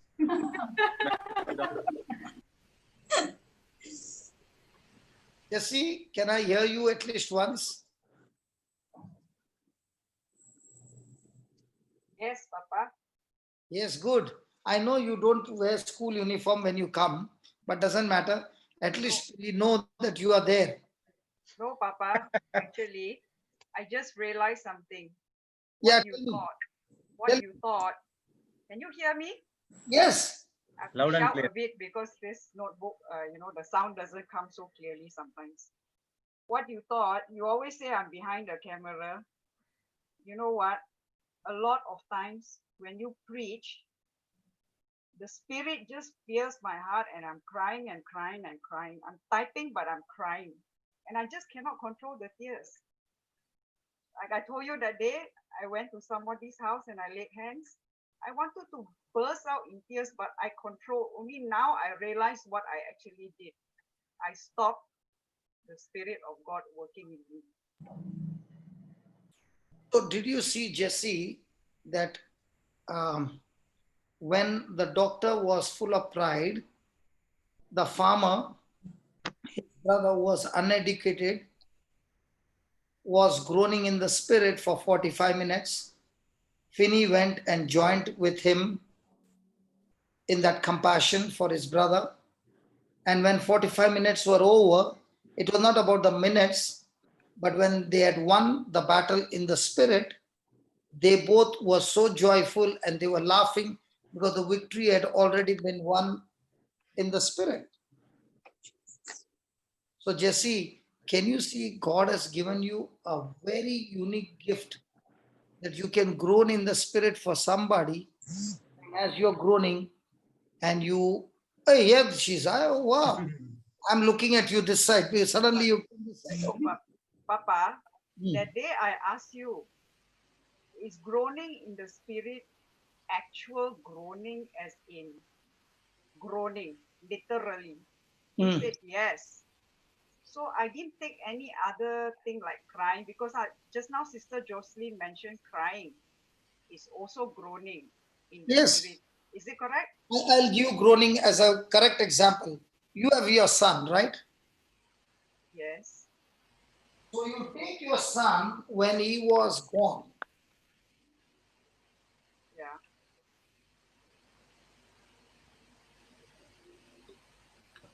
When he was born, did you give him chicken? No. You fed your own milk. Yeah. And there were times when he would cry, and then the crying would be no more crying. Yeah. Yes. Correct? What was he doing? No sound also comes. No sound, but Groaning. groaning. Groaning. Okay. In the same way, as the baby is thirsting for the mama's, not only milk, but the mama's warmth as well. The baby might be, stomach is full, but yet the baby wants the mama's warmth. And the baby still cries. Is that right, mamas? Yes, yes, absolutely. And till the mama takes the baby in the arms, the baby, if anybody else takes, the baby is not even looking. In fact, he is crying even more. He wants his mama's arms. Yes. Is that right? Yes, yes. It's called as groaning in the spirit, because nothing in this world can satisfy me. The spirit takes you directly into the arms of the Father. That's called groaning in the spirit. Can I clear something, Papa? So Yeah. the groaning is actually for someone else and not for us? Or It it can be for both? That's why it is agape love. If it is for you, it will be a human love. It is always for somebody else. And when you are groaning for somebody else, what you sowed a seed for somebody else, you are reaping out of that seed 100-fold in your life. So you don't have to bother about yourself at all. It's coming to you in full package. Yes. No. He is, am I willing to focus for somebody else? Because That- Sister that is Tanya what- shared, Sister Tanya Hmm? shared something just now about she getting stomach ache. Was it Sister Tanya? Yeah, somebody else also asked questions about that. Stomach ache, right? So But it is, don't pray for those things. no. Okay, because Not when I'm praying, I don't get some ache. But some people, they believe that only when I get that ache, I will get that healing. But that's not mentioned in the Bible. No.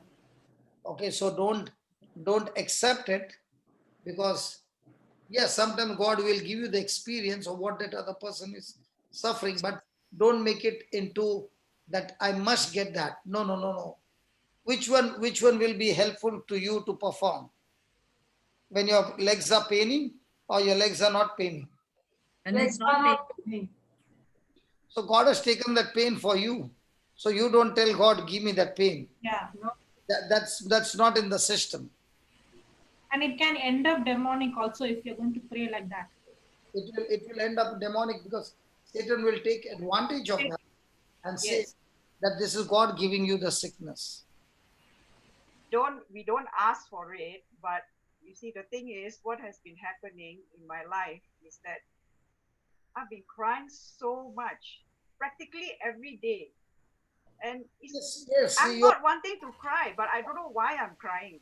okay, it is a process. Even I cried for 6 months in the beginning. But then your spirit becomes stronger and stronger. Then you are not carried away by your emotions. So many a time it is even an emotion.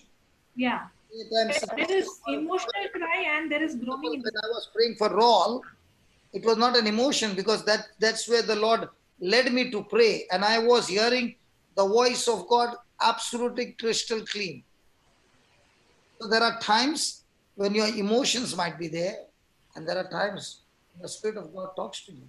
Might be, I'm just sitting there, nothing is happening around, and suddenly He talks to you, and the tears just come rolling down, and you enjoy those tears. When God speaks to you, you are enjoying those tears. And you might even say, Lord, if I wish I could be crying like this the whole day. Because when your spirit starts crying, it's so different from your mind start crying. Yes, it's very, very deep. And sometimes It it is cannot enjoying. stop. It is enjoying. Yeah, it's enjoying. But others might think that, what is happening. But when you realize it's not from your emotion at all.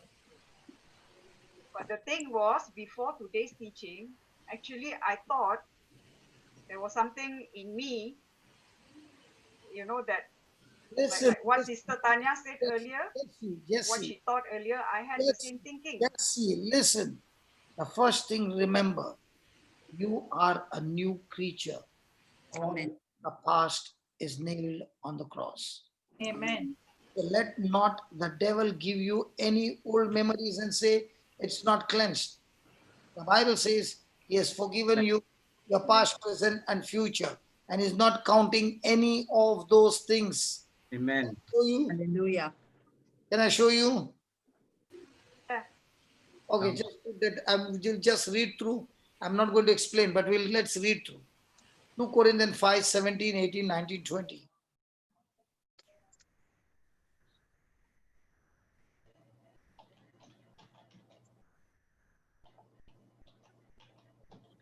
Therefore, if any man be in Christ, he is a new creature.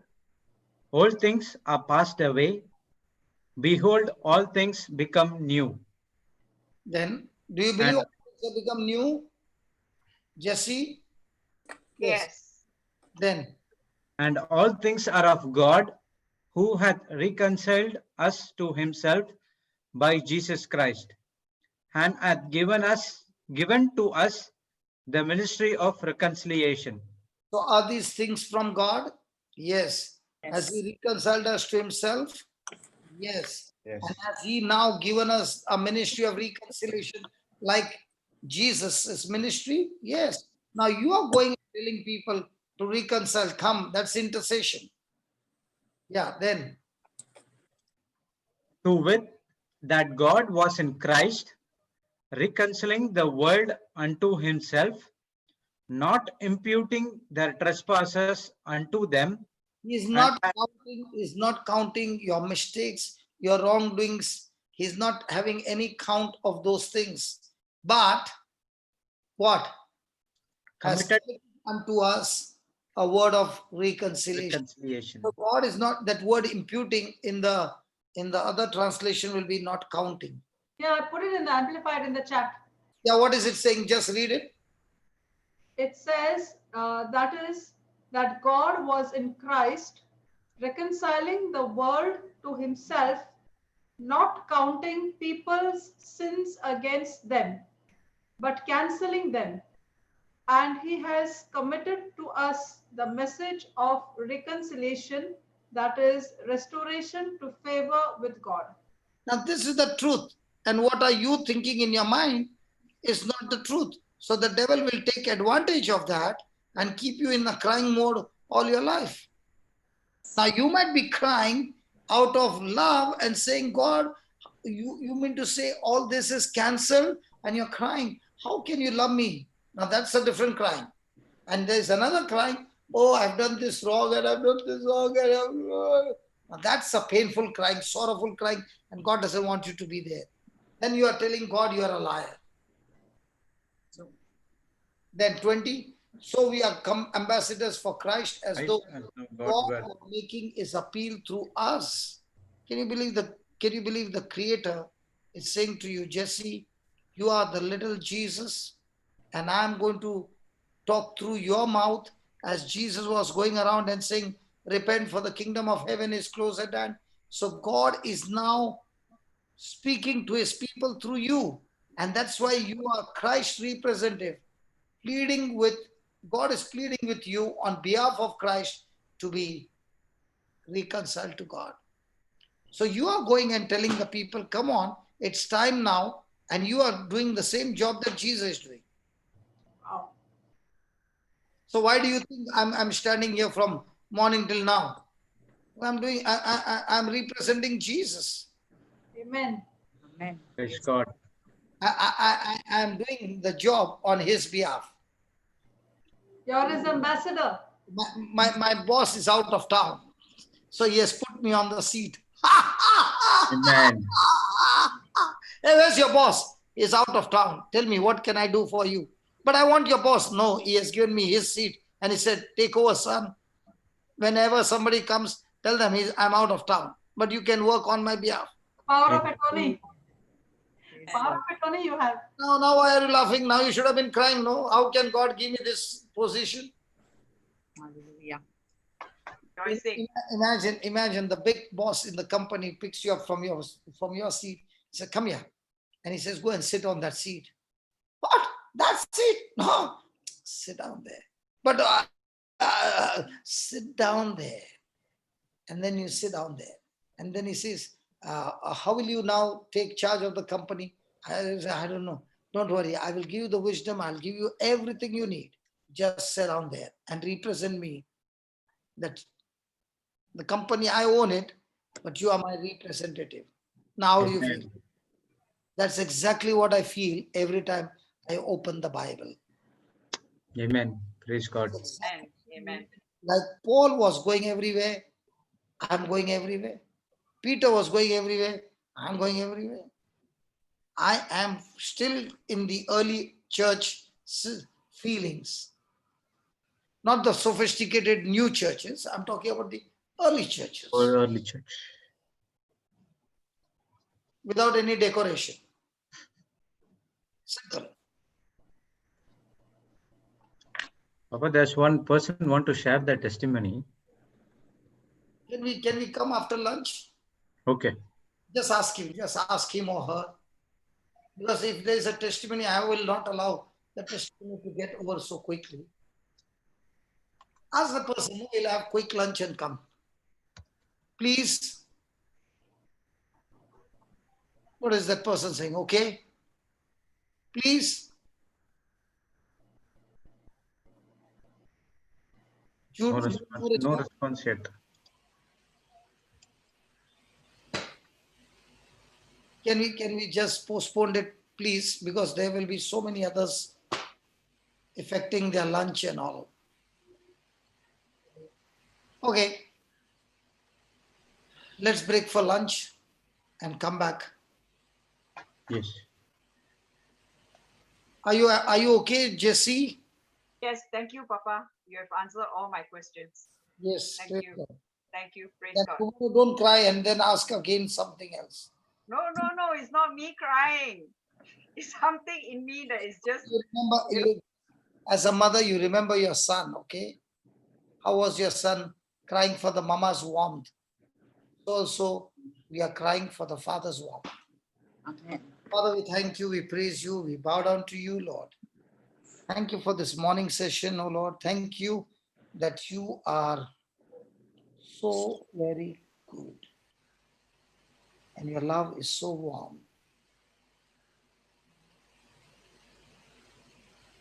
Thank you for the gift of your Spirit who dwells inside of us, who teaches us your ways and helps us to walk your ways. Lord, thank you for the gift of intercession, that when we come back, understanding the prayer of agreement and intercession, we will be able to make a great, great impact in the lives of those around us and the people of this world. So as we go for a quick lunch and we come back, feed us with more truths.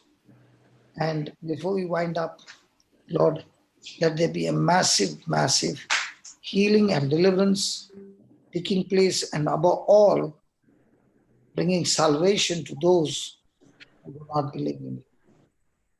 Thank you and praise you, Father, for all this. In the glorious and mighty name of Jesus. Amen. Amen. Amen. Amen. Okay. We will be back in 30 minutes time. Thank you all.